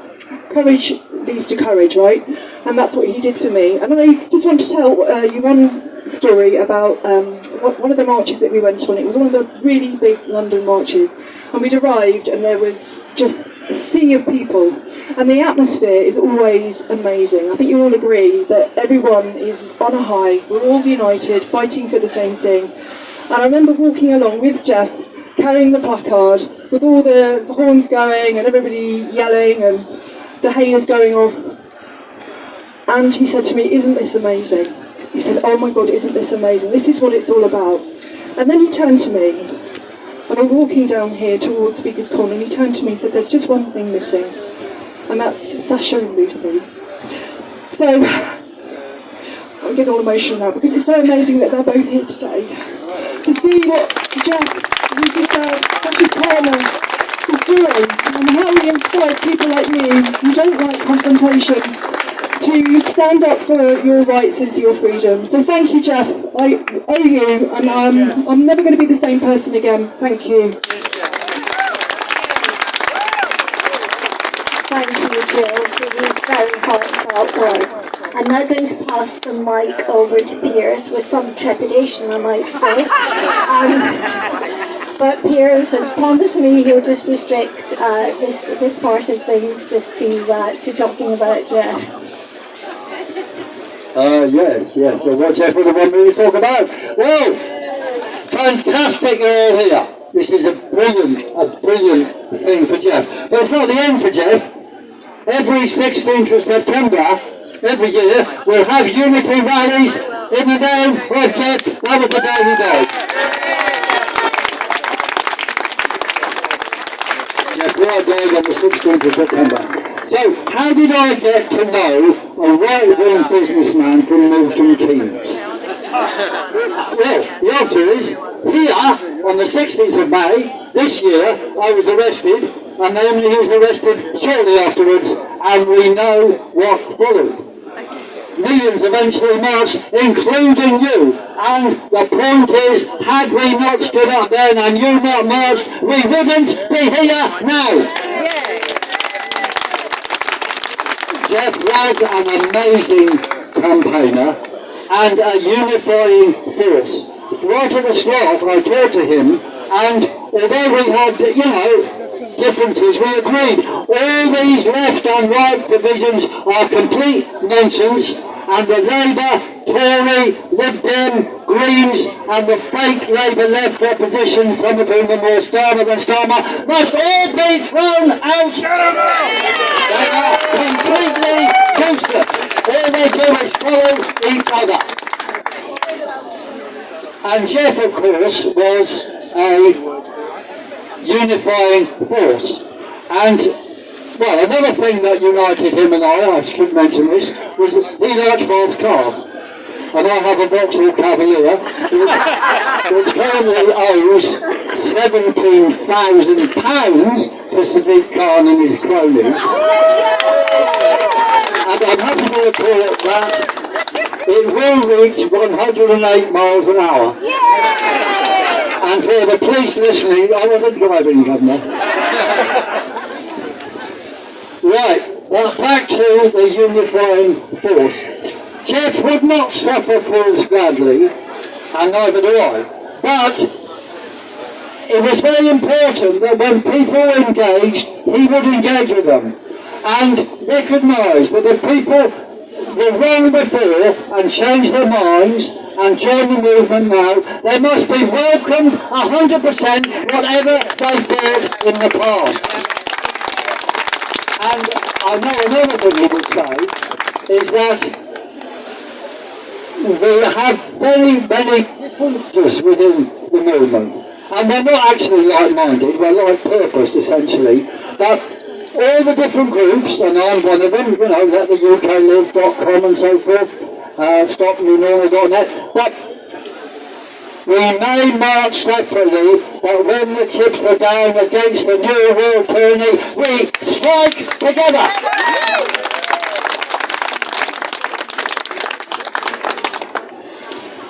Okay, well, I shouldn't go on because I know a lot of people want to speak, but just two things I would mention. The movement needs to take up more and more things where the current useless people in Parliament have given up. We have to take the lead on the ground. I'm completely serious about this. On issues of the war. I mean, it's mad. The government's shoveling money into the war. You know, the war is a diversion. And we have to be clear, the sex legs of the New World tyranny, as Nigel mentioned, all have to be fought by us. They won't be fought by anyone else. We've got to stop the virus con, stop the climate con, stop the war con, halt all the jab programs now!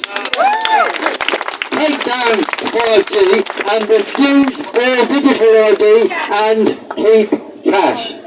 And on the issue of the jabbing and whether it's dangerous or not, we're going to be at Parliament on Monday, lots of people are, very good. But there's a call for an inquiry into whether or not the jab is dangerous. We know the jab is deadly! We do not need a government inquiry, which is just a cover-up and an excuse for a delay on doing anything. We want the jab centres closed down now!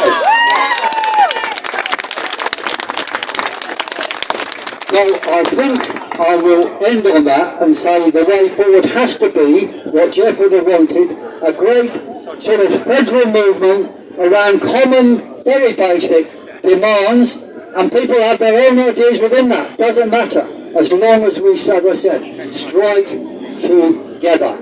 And there's new things happening in science, lots of new things happening. We've got to discuss those, but not let them divide us. And I will end with, I know what Jeff would have wanted us to say, and it is on my t-shirt. Resist! Defy! Do not comply! Resist! Defy! Do not comply! Resist! Defy! Do not comply! Thank you very much. And I think Angela's going to come next because Nick wants to go after that. Is that alright? I was just going to ask Amy to speak first. Sorry, I thought it was Amy. Hello everybody, thank you so much. I just want to say This is based aim. I knew People don't Jeff know. Wyatt.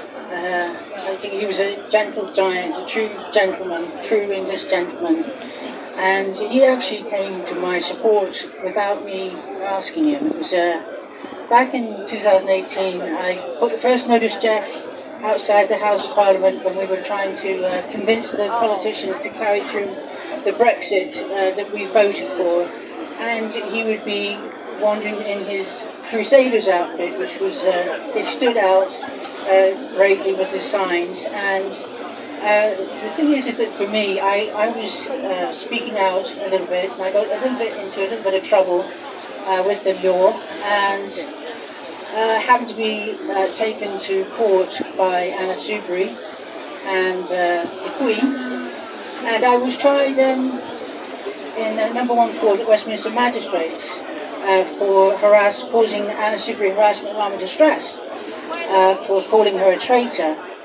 I would not take a plea deal. I refused to plead guilty, and whilst I was on trial, I was not allowed to defend myself, and Anna Soubry had asked for a screen. She was very terrified of me. I know I'm very, very intimidating. I can tell I'm very towering. And anyway, I was defending myself, not pleading guilty, and during the trial, it just so happened to be at a general election, and it was suggested to me that I may run for office against Anna Soubry in her constituency. And I thought it was a great idea, because obviously it's very difficult to catch politicians to talk to them. They always run away, and unfortunately I'm a bit limited. And I thought, if I run for office, then she'll have to talk to me, because she'll have to debate me. Genius. But unfortunately, the electoral law was broken, and the prosecution found out and notified the judge, and they reopened the case to try me to show bad something around that behaviour. I mean, it was all very bizarre, and so I was prohibited from campaigning in Broxtowe. The judge, I couldn't mention Anna Soubry's name, I couldn't say anything about her, and much to my amazement, and without asking, I saw footage on YouTube of Jeff Wyatt dressed in his Crusaders outfit in the middle of Broxtowe, standing up to the police and campaigning for me. And it was just the most amazing thing. And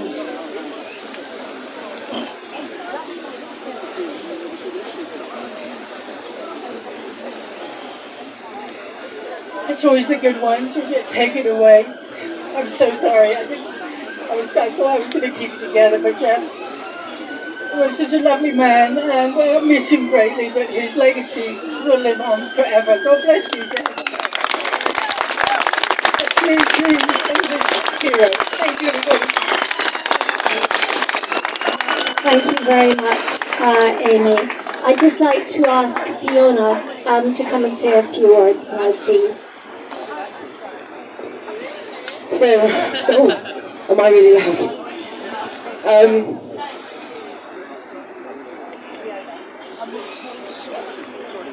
I just want to say, first of all, to Lucy and Sasha, that you should be so proud of Jeff, because he saved so many lives, and what he was doing, and I can't remember if it was Nigel that said about, what peers, I can't remember, but that we're all going to die, but he died a lion, and he did it for us, and he did it for humanity, so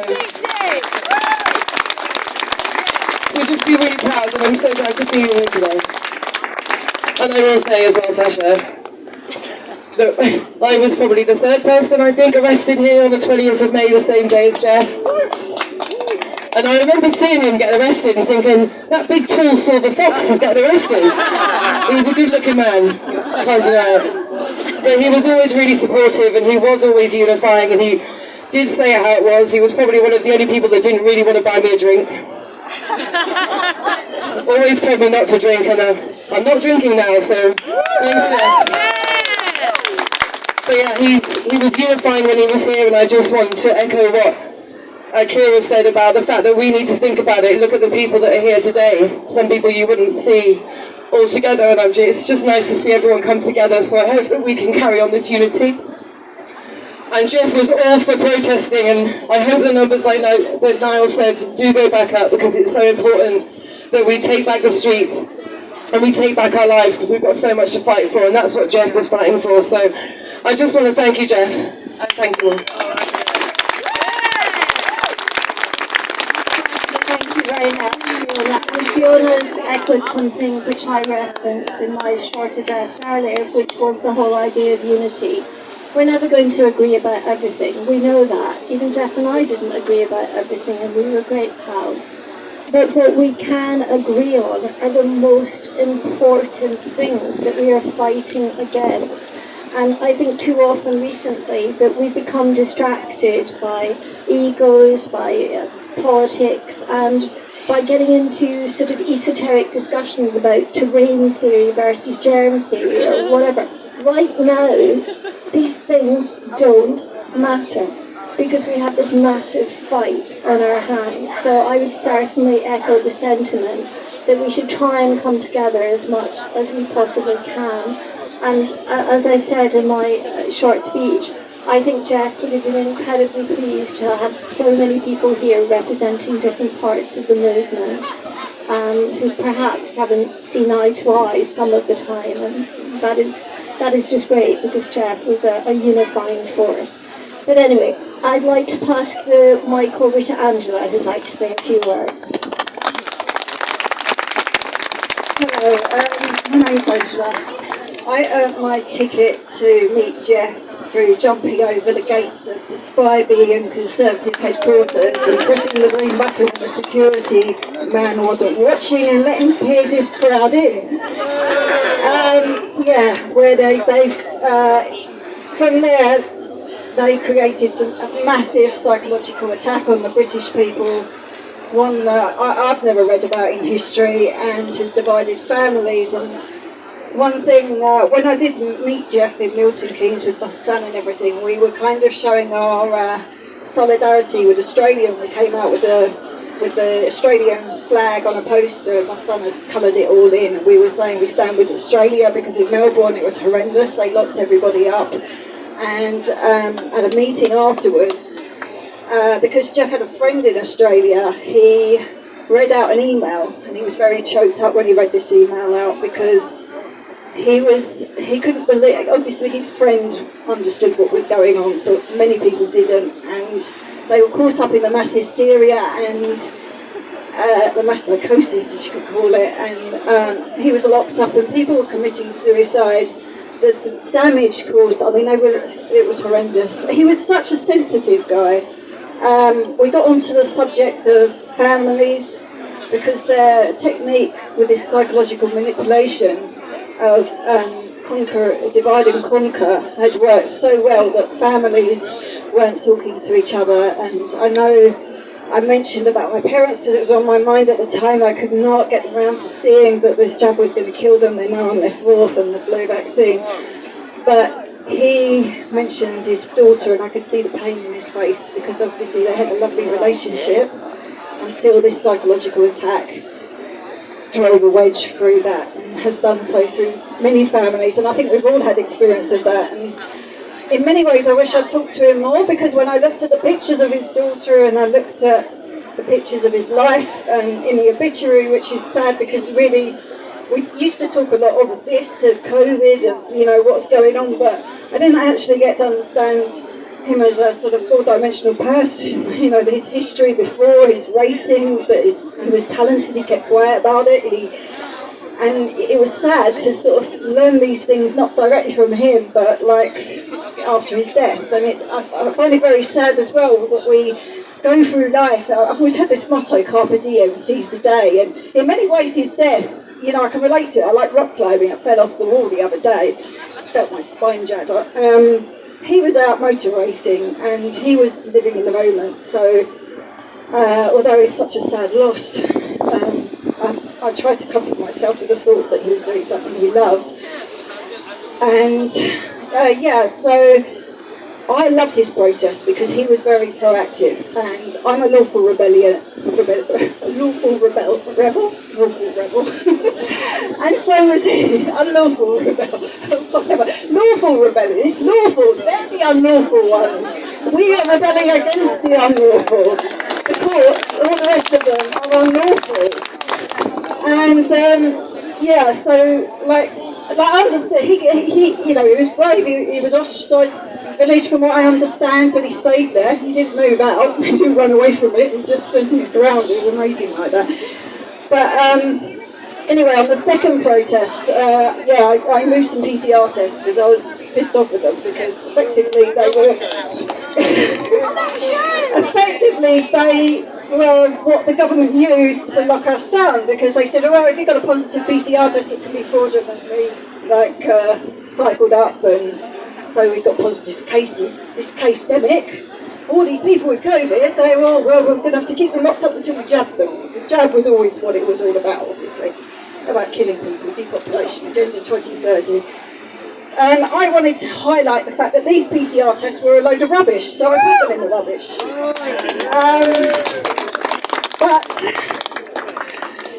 Yeah, I was called in and questioned about it, got off theft, but ironically, Jeff's death coincided with the police arriving at my door and being taken into a cell for, I think it was over 24 hours in the end. And yeah, apparently a summons has been written out, but I hadn't received it, and now I'm sort of dealing with court in terms of its criminal damage. But like, it's kind of sweet in a way because it feels like a continuation of my relationship with Jeff, even though he's dead now. It's like he's still there on my shoulder, even in the cell. I could see him smiling at me. And I would have come down with a placard, because one of his placards was BBC are a bunch of wokers. And I thought that was a brilliant one. And I'm reading Beyond Road, so Jeff, if you're up there, it's a really good book. Yeah, and I just, as I say, I feel sad that I didn't say what a fantastic guy he was when he was alive to his face. And I just hope maybe he can hear me somewhere. Thank you very much, Angela. Before we go to our next speaker, who rejoices in the wonderful name of Mick the Ticket, to my right, I would just like to extend a very special welcome to Ron, who I hope he doesn't mind me saying, Ron is 101, soon to be 102. And Ron, you're an inspiration, so thank you very much indeed for being here today. Thank you.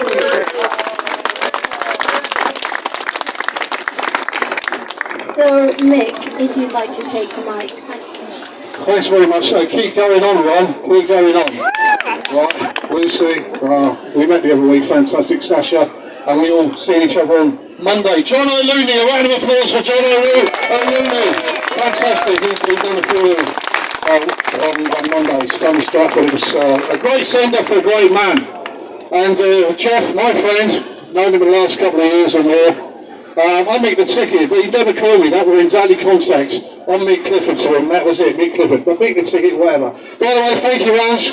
I met you that day when you chucked the rubbish in the rubbish bin in Milton Keynes, fantastic. Great day, 29th of December, Jeff organised it, yeah. And the crack was, I ain't going to speak long because other people want to speak of that, but the crack was this. We got word, he came out with Leicester recently, I got him to come out with Leicester, so I do things in Leicester, put people on and that, you know. He came up with a couple of months back, and he said it wasn't planned. We gave a little smirk, it was bleeding planned. I knew about it before he done it. The test centre, it was planned. But we heard Boris Johnson had been there. He's there, he's in MK today. God, we got to get down there. We missed him. Anyway, we had it was all over the world, the news story about us, that test centre, whatever. Then we went to MK Fairlands.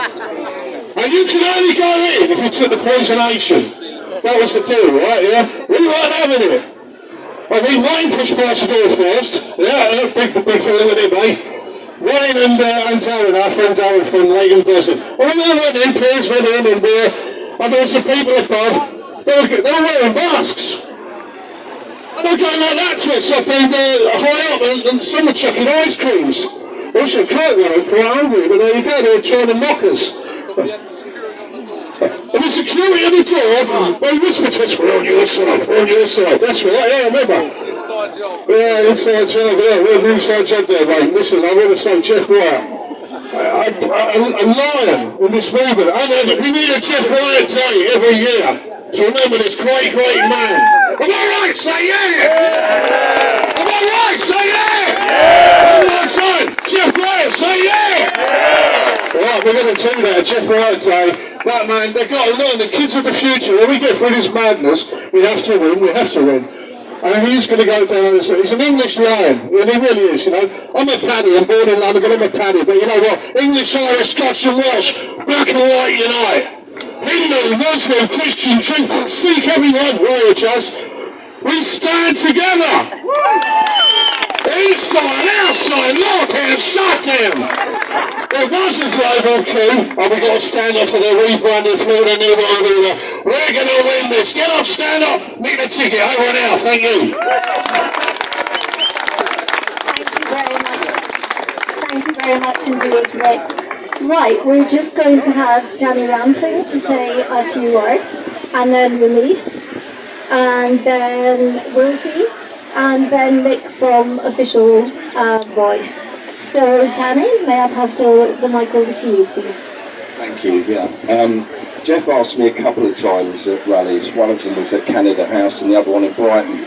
Danny, get on and take the mic. Let's hear you talk. But I'm going to say a few words today because, yeah, Jeff is here in spirit with us today. And what magnetic energy Jeff Wyatt had and the effect on the movement. And the freedom movement, so many good people, and Jeff transcended the divide, and there is divide in this movement, unfortunately, that needs to be repaired.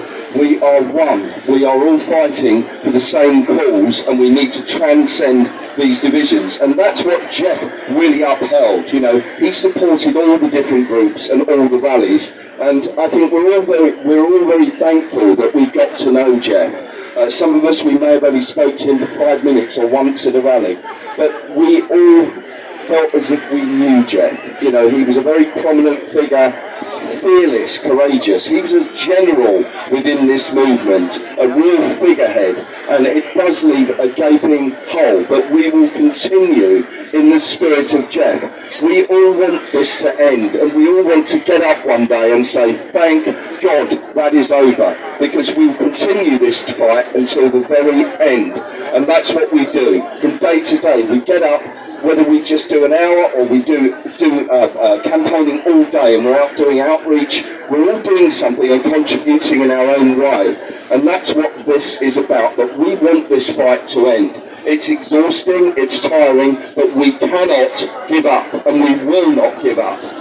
We are here for the long haul, however long this takes, and we will continue the spirit of Jeff Wyatt, a great man, an absolute diamond, and I'm really thankful that I got to know Jeff over the last year, and a very wise man on politics, business and common law in particular. Very knowledgeable man, a great man. So let's give 3 cheers for Jeff Wyatt in tribute. For Jeff Wyatt. Hip hip! Hip hip! Hip hip! Thank you. Thank you very much, Danny. I'd like to ask Ramesh if he'd like to come over and say a few words. Ramesh? I'm going to recite. I'll wait until you hello, you know, let's not go take the vaccine. Is, you know, I'm here for Jeff today. I want to call 2 people. I want to call Kelly and I want to call Nacho. If they want to come and speak with me. Yeah. Alright, so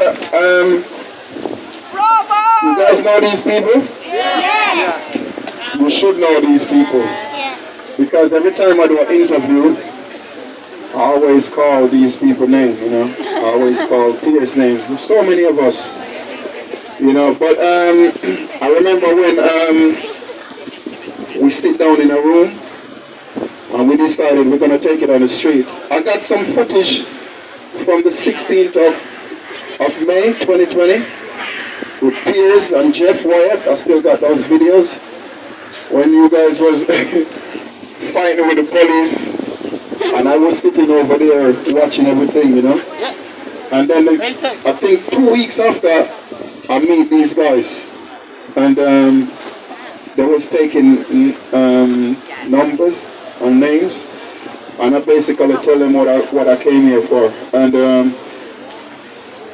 I never really had much conversation with Jeff, but Jeff was always with his board and he's always walking with us. He's not a man of many words. He doesn't really speak much. And trust me, I don't speak much neither. I just do what I needed to do. you know. But yeah, I couldn't miss this, you know, even though I had some work to do today, I cancelled it, you know, just to come and pay my respect, because we lost a strong brother, but we didn't really lose a strong brother, you know. And the more and more, for me personally, I don't know if you guys remember, but when we was in that room, and we was introducing ourselves, there were 7 of us. I remember I told you guys I'm here doing God's work. It was me and a guy named Colin, which is your friend, that was religious. That was more religious than everybody, like believe in God. And I said I'm here because of Revelations 13 verse 16 to 18. Now you must be wondering why I'm saying that, but I'm saying that because hopefully in like 1 year time I'll be baptized. And in my religion as Jehovah's Witness, baptism is a big deal. It's getting closer to God. And for me, I don't want to die before I get baptized. When I get baptized, I'm cleaning myself. I'm gonna be clean. I want to clean myself. You know, so I got a lot more work to do, but that's where I'm going. And I want to say rest in peace to Jeff. And I want to say I pray that God, you know, let him rest in peace, or let him stay in heaven. You understand? So thank you. I want these guys to say. Can these guys say something more?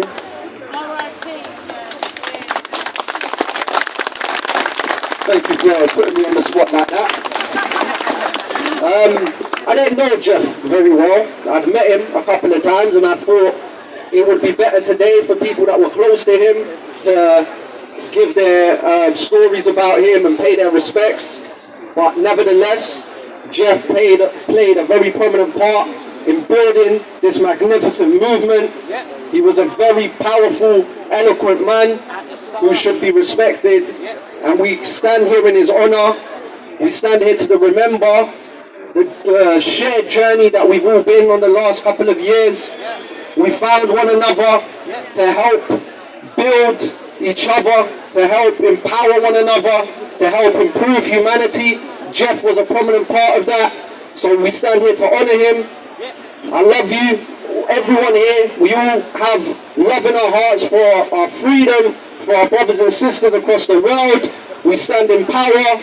Rest in peace, Jeff. I love you all. We stand here to honor Jeff Wyatt, R.I.P.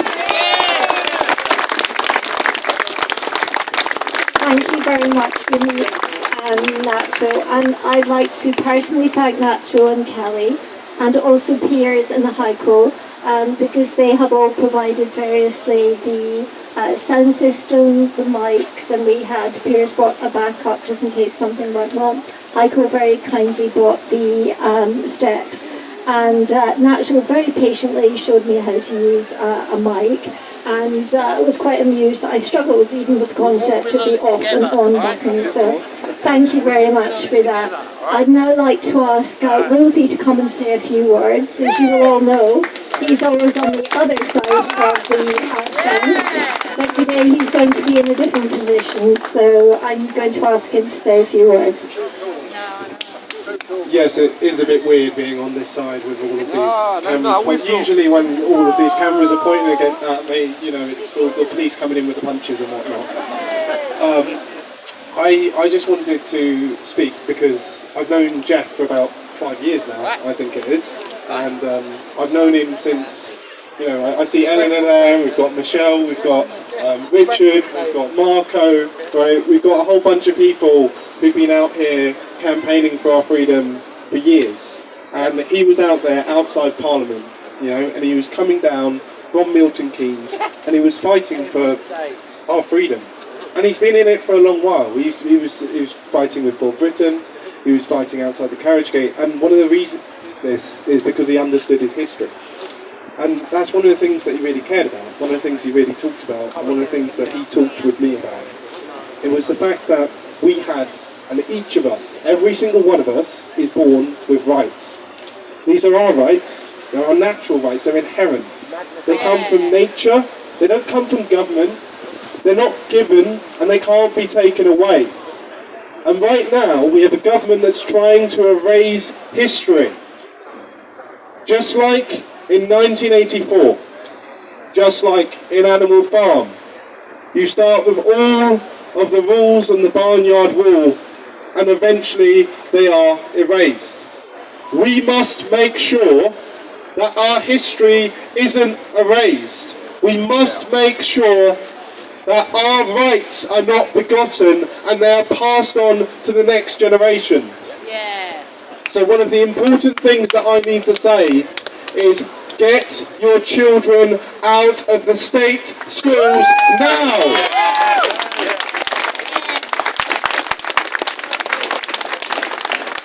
Do not give up the next generation of this country, and it only takes one generation for liberty to die. Yeah. Do not give up the next generation of this country to people who believe that might makes right. Do not give up the next generation to people who believe that boys can become girls and girls can become boys and who can't even tell you what a woman is.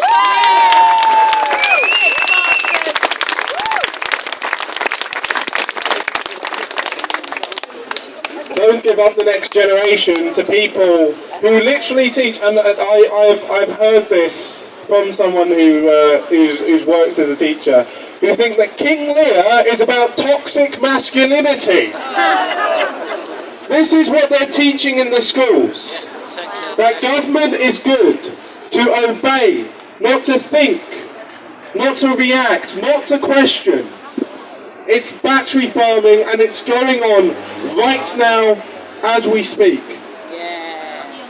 And we can't let it continue. So please, remember you have rights. Tell everyone you know that they have rights and pass that memory on, because that's what Jeff wanted to pass on to all of us. He wanted to pass on to all of us that we, our families, our ancestors have been here long before this government, and they'll be here long after with the rights that we shed our blood for.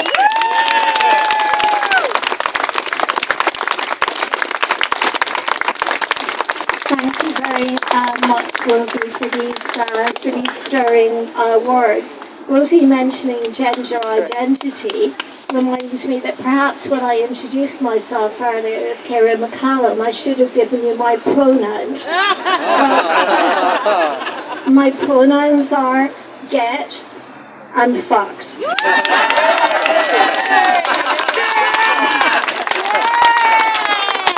I'm just going to ask Nick from Official Voice to say a few words. He, like me, doesn't do public speaking. Jeff and I went on, I think, most of the Official Voice rallies, but also the midweek protests, where there was a sort of die-hard group of us, about 150, 200. And let's just say that some of these protests were very interesting, and I've still got the bruises, literally still got the bruises from some of these protests. Jeff and I were very much, let's just say, we were the older, well, let's be frank, we were the oldest. We looked like Granny and Grandpa on these midweek things, but I'd like to think that we held our own, as I said. We had the bruises, I've actually still got 6 outstanding complaints which have gone to appeal about the protest, the Official Voice protest that we went on. We went to the MHRA building, and that was quite interesting. And then we went on to protest outside the child vaccination unit, which was at the Science Museum. And that was referred to earlier by somebody else, and the behaviour of the police that day was absolutely shocking. I was attacked on 3 separate occasions, and it was an absolute disgrace. But anyway, I'm just going to ask Nick if he's right behind me, if he'd like to speak. Official Voice. I'm not very good at this. The reason I'm standing is because someone just come up to me and said, we used to have a few words. And I said, well, and they said, well, Jeff had a lot of respect for Official Voice. As soon as they said that, they just, well, just filled me with pride, because if that man had respect for Fisher Voice, then we've done something right. Because I had the utmost respect for him, and to hear that being said, that's just put me right up there to have that from a man like that.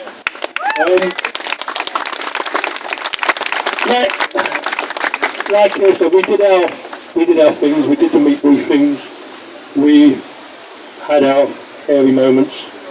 I normally sort of went off and I went inside the buildings, but every time I was inside one of these buildings, I looked out the window and Jeff was standing there at the front, and it was like, no matter what, no matter where, he was always there. I went to things outside Parliament, there might only be 100 people, Jeff was there. I marched down Oxford Street with 1 million people, Jeff was there. And like I say, I stood inside an ITM building, looked out the window, and Jeff was there. It didn't matter where I turned, Jeff was there.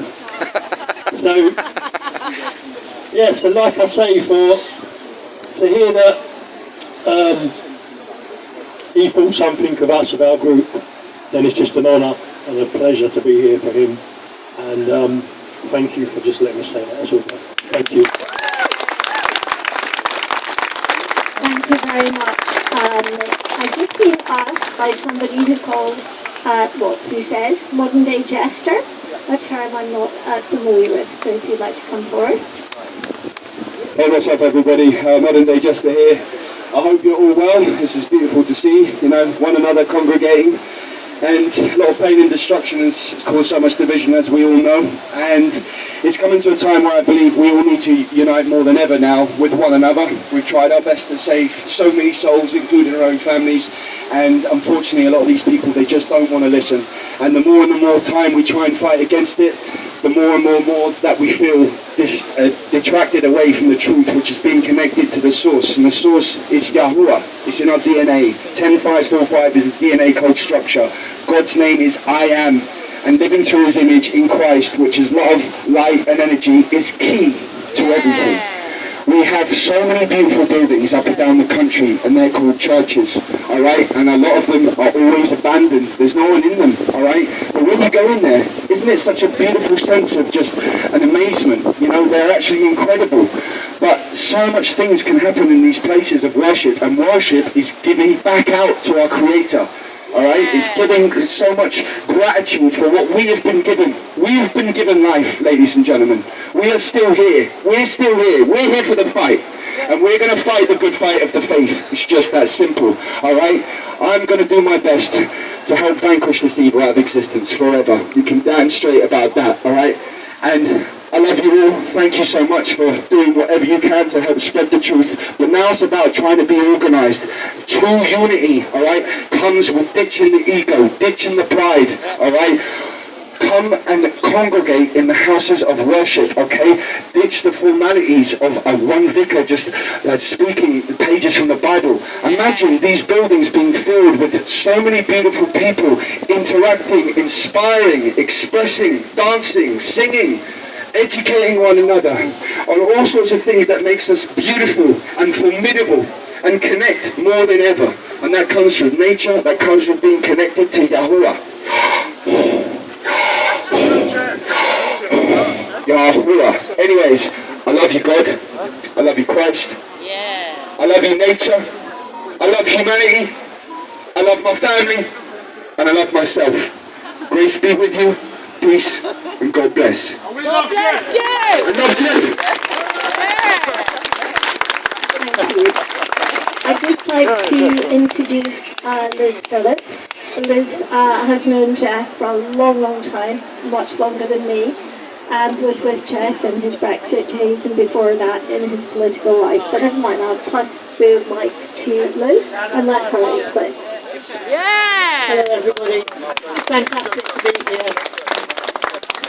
I'm here with 3 hats on. I've got a very big head, so I've got 3 hats on. UKIP, Hearts of Hope, and myself. And for all of UKIP, and for the fight that Jeff and I had within the movement, for all the UKIPers here today, we know what it was all about. Jeff and I have known each other for a long time, and under the good old gypsy saying, we know each other warts and all. So we know exactly where each other came from. earlier this year, we lost a great sportsman in Australia called Shane Warne.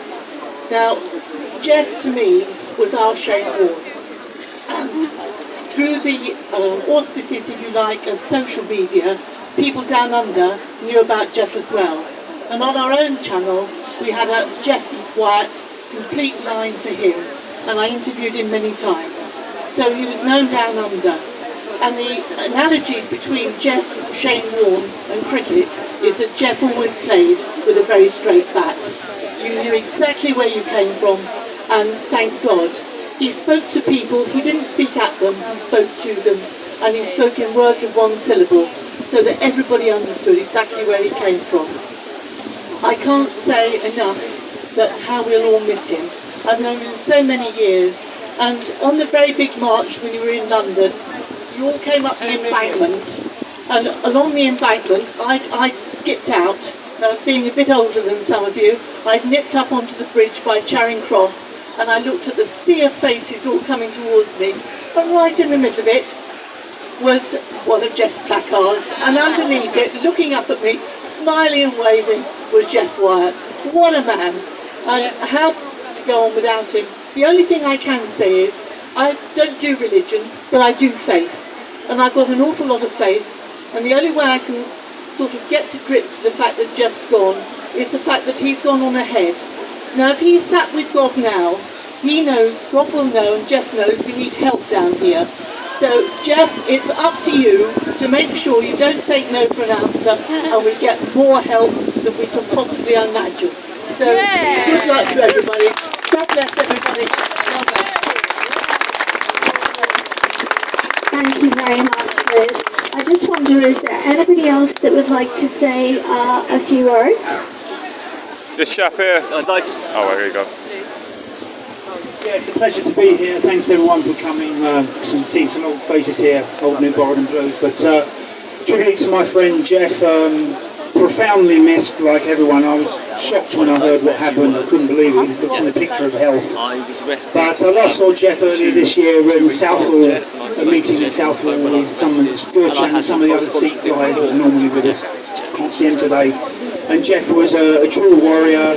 He was just an all-round nice guy who will be just sadly missed, you know. But you can take something positive from every experience. Despite the tyranny, the profound tyranny over the last 2.5, maybe 3 years now, we found our tribe, and we know where we're heading.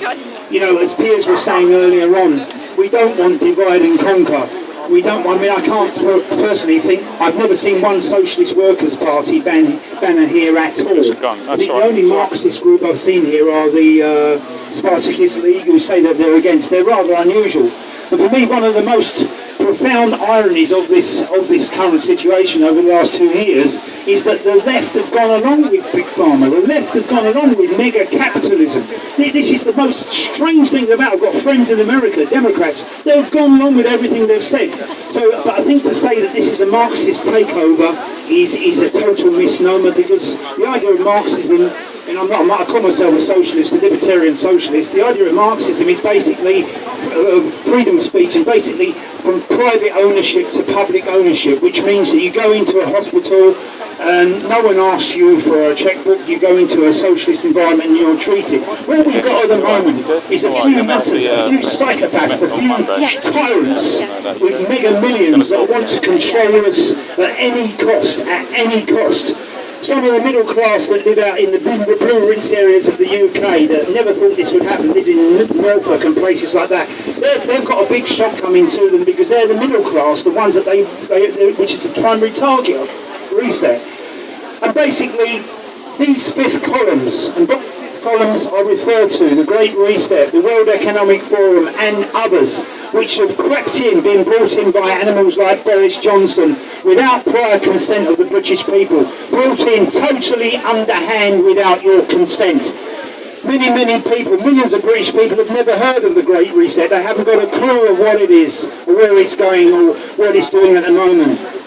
And a word for the police, who have played a big part in the last 3 years. We've seen what they're like, and we will never forget the way they kept people kettled in for hours. And I'm talking about pregnant women kept in, made to piss their pants for hours on end, without any humility, without any decency. I served with some great men in the Falklands War, you know what, and they were brave men for all their faults. No soldier would ever do that. We must never forget the tyrants in the TSG and the type of people that join these organisations. They had predisposing personalities in the first place to want to join it, and we must never forget their brutality towards us. Never. But you know what, when I say we take something positive from every experience, basically we know what the police are capable of. We now know that, as George Orwell said, they will do whatever, and I'll say that again, the police will do whatever the state requires them. If they were told to bear arms, they would bear arms. That's the type of person that we've got joining the so-called police these days. People like Wayne Couzens, who now sits in a 9-foot by 12-foot cell in Belmarsh prison. He's appealing, can you believe that? It was the way he killed that poor girl. He arrested her under coronavirus legislation, which had never been brought in the first place. Sarah would have been alive today.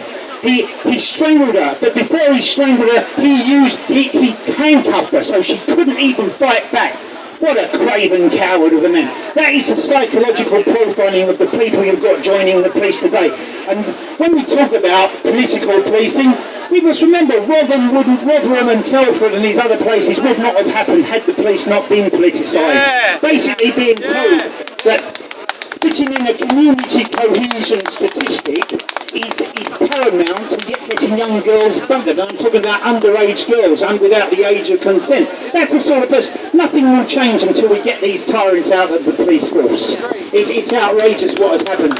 I realise I'm speaking to the converted, but nothing changes until that happens. But we must never ever forget. And when this tyranny comes back, when they bring in more legislation, and the Tory party now have got a litany of repressive bills going through Parliament, each one that they make is a precursor for a worse one. It reads as a police state. George Orwell, that wonderful Englishman that wrote this book, not just the stories, but as a warning of what can happen. We must never forget, the police aren't your friend, the state aren't your friend. Thank you, my friends. Every one of you is a brave hero, and I include people like Matt Letizia the other night, who's come out, who's given out a mega £1 million job because his conscience got the better of him. Thank you, Matt, and thank brave warriors like Piers. Every conviction, every fine should be expunged. Everyone is convicted, and the champions of the police were, this will give you an idea, they were going around hospitals arresting people just for showing that hospitals were empty. Those heroes in the police, those champions of justice. God help us. Thank you, my friends. Thank you. It's getting cold, and I think perhaps we'll just have a couple more speakers, and then I'd like to invite Lucy, Jeff's daughter, to close today by saying a few words. So I'm just going to ask Chris, who got arrested a couple of weeks after Jeff, just to say a few words very briefly, and then I'm going to ask Sean, who's here on behalf of Unity News Network. And I forgot to mention that David Cleese had hoped to be here today, but couldn't, unfortunately, and sent his apologies. So I'll just ask Chris to speak very briefly. Yeah, I myself, I thought about going to the protest on the 16th of May. I didn't go in the end, but I was here 2 weeks later and I was arrested. And when I went to speak to somebody, I phoned up Jeff and I had a chat with him in the police station on the phone. I got to know Jeff a little bit through a WhatsApp group I was in with lots of other ex-UKIP Brexiteer people, and he was one of the few people in the group that was speaking out against the lockdown. And it was extraordinary to me how so many people who had fought for freedom against the European Union didn't see this tyranny coming. They would believe in the government narrative, but he spoke out about it. Sold us out. Fraud sold us out. And I had a few conversations on the phone with him because we were both looking for protests. And that's the thing I remember most about Jeff, is that he was there from day one. spring of 2020 was an incredibly dark time in our history, and what made it particularly dark, we faced the biggest loss of freedoms, the biggest tyranny, a government overreach we'd ever seen, and yet hardly anyone, except for a few of us, the masses were all in favour of it, which made it an incredibly dark time, an incredibly difficult time for those of us who knew what was going on. But it would have been an even darker time if it had not been for Jeff. And we badly needed people like Jeff in our movement who've made their presence felt, who spoke in very clear, unmistakable ways. So I want to give a big thank you to Jeff. I've met him a few times subsequently, had a few conversations with him.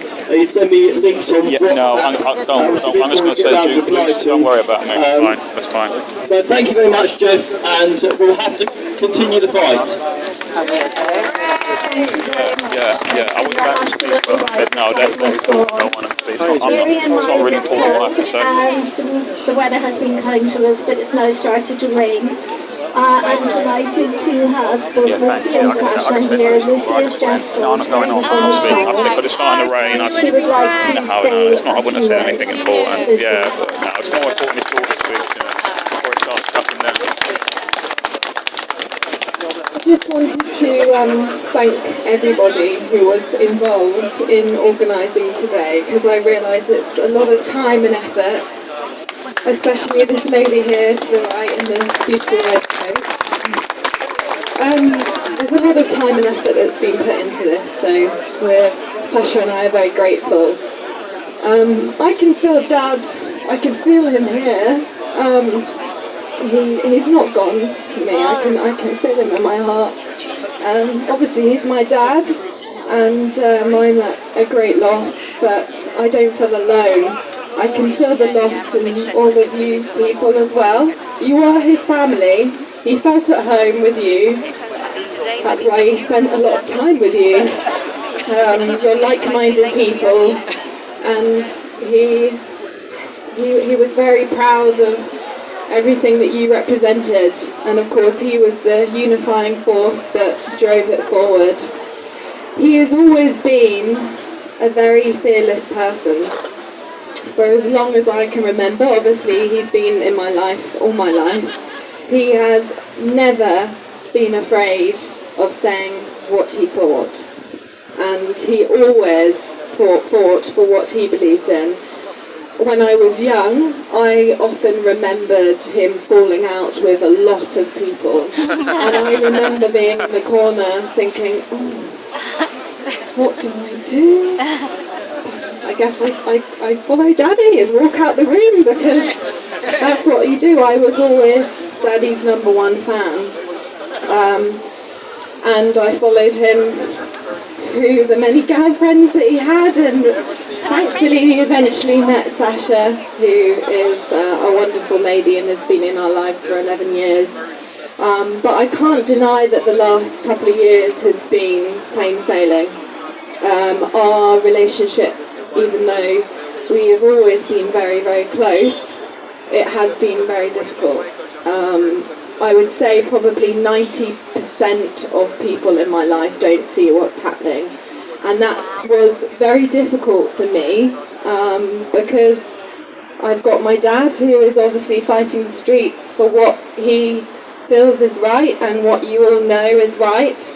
And then I've got the rest of my family telling me that he's a nutter and he doesn't know what he's talking about.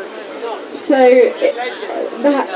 there's a lady that actually said a few words earlier, who said that she saw Dad, and he said that he had probably the worst Christmas that he has ever had.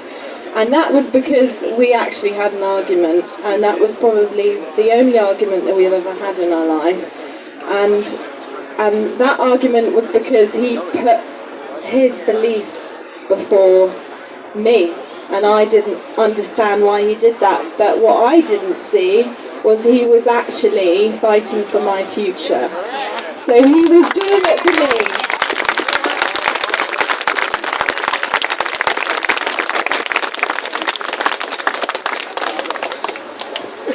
And I'm very sad that he's not here to see this, although he did come to support me at a lot of my various achievements and performances and other things that I've done in my life, but I think this is probably would have been the proudest moment if he was here today. But I know he's watching, and I can feel him here. So just as a close really, please keep fighting for what you believe in and what you feel is right, and don't cease fight when things get tough.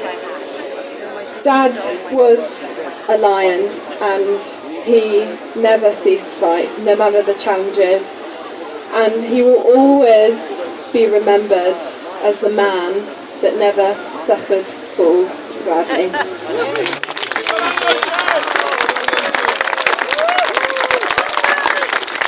Thank you very much, Lucy.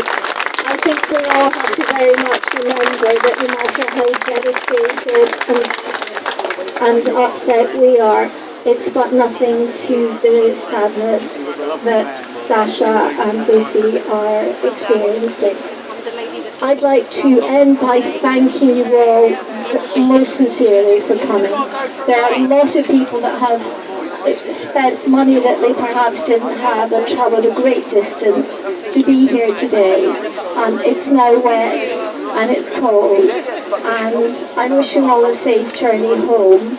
And I would just like to say thank you on behalf of Jeff, because I know that if Jeff could be here today, or if he is looking down on us, Lucy was right. He did see all of us as his extended family, and he would be so pleased and so touched that so many people had taken time out to come and to be here today. So thank you, not just on behalf of me, but thank you on behalf of Jeff. And I vow, and I'm sure every single other person here today vows, that not only will we not forget you, Jeff, but we will continue to fight, and we will do it in your honour. Thank you.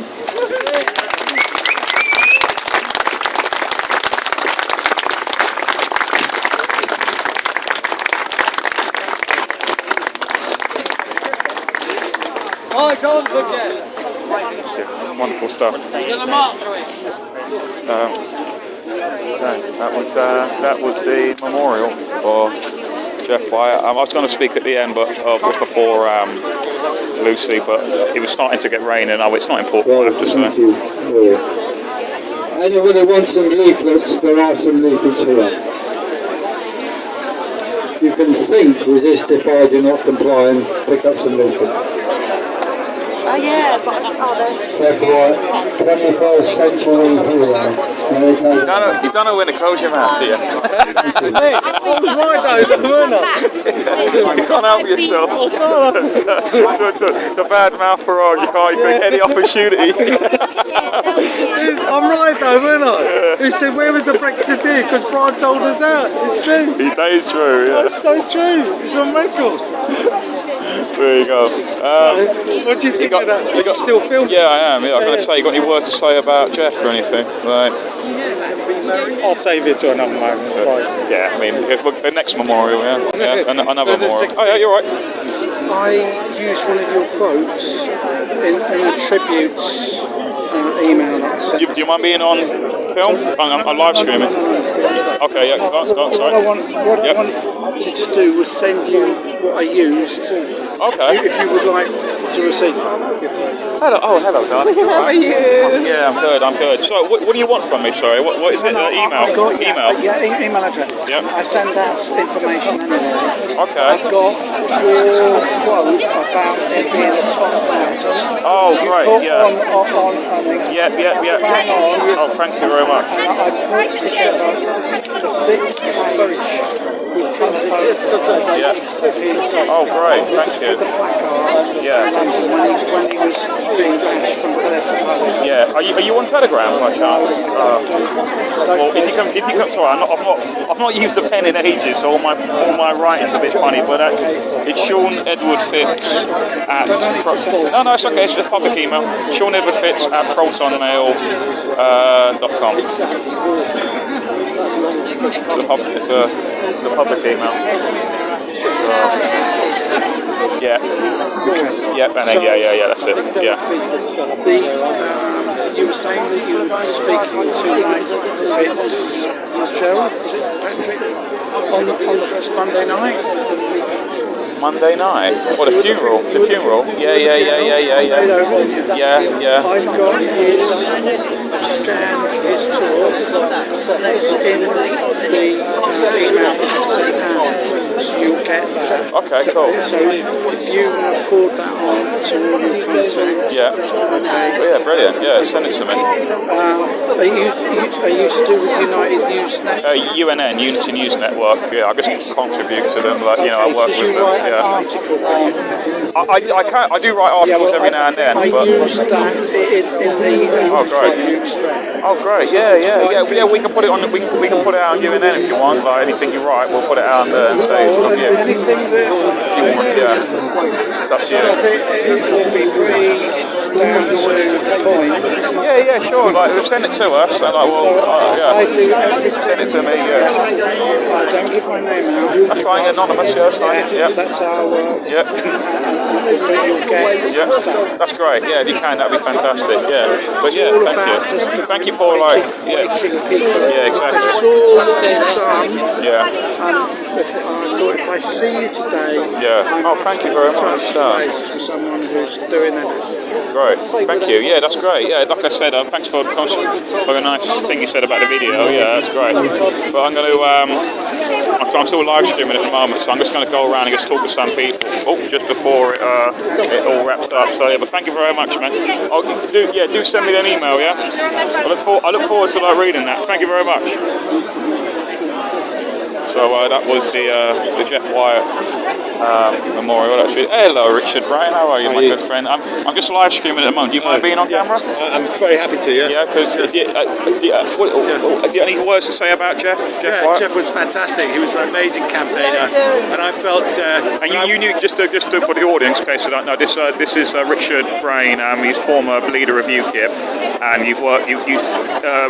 Jeff used to be in UKIP. He was the candidate for Milton Keynes. So I met him back then during the referendum campaign and all of that. So I saw what a fantastic campaigner he was for that, and he went on campaigning. And I was very happy knowing that he was out there campaigning, because I knew that he would be doing it twice as hard as me and getting noticed and getting seen and making good speeches. So he was a fantastic campaigner, and it's still important to understand what he was campaigning against over the last couple of years, because it is about freedom, and we've still got some very, very serious crimes against our society that have not been answered for, and we need to ask those questions. How did we end up in this mess? Why did we have the lockdown as serious and as long as it was when it wasn't necessary?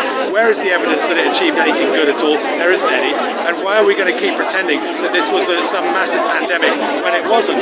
This was a scam, and we need to make sure that everybody in this country realises that it was a scam, and we've got to hold our politicians to account, and Big Pharma to account, and the WEF and the UN, the WHO, and all these people that participated in this massive con, and we need to hold them to account. We need to show great scepticism towards them, and we need to call them out whenever we can, embarrass them, humiliate them, and make sure that they understand that the people in this country actually know what went on, and know that the decisions that were made were not in earnest, and that we have been conned, and we have been ripped off, and there's been an economic disaster. So we need to do all of that, get out there and do it.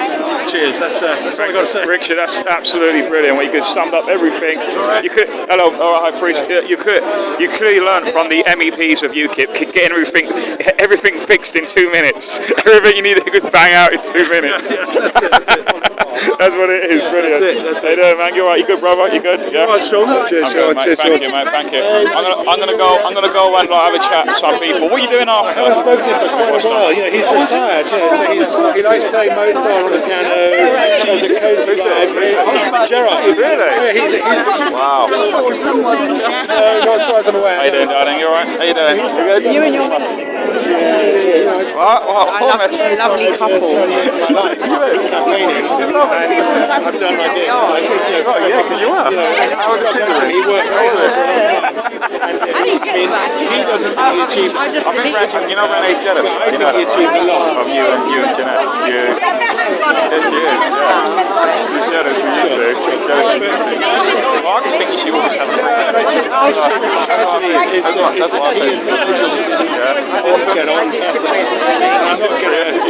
I met someone out there. Did you? Yeah, I know. Did you?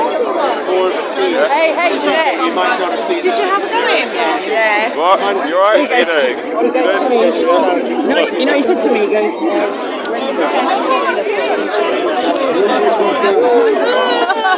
you've been around these horrible girls for too long, man. Yeah, I need to get away from you two. I know. I need to get away from you know what it is? Are you on live? I am, yeah. Yeah. Oh my god. I'm always live.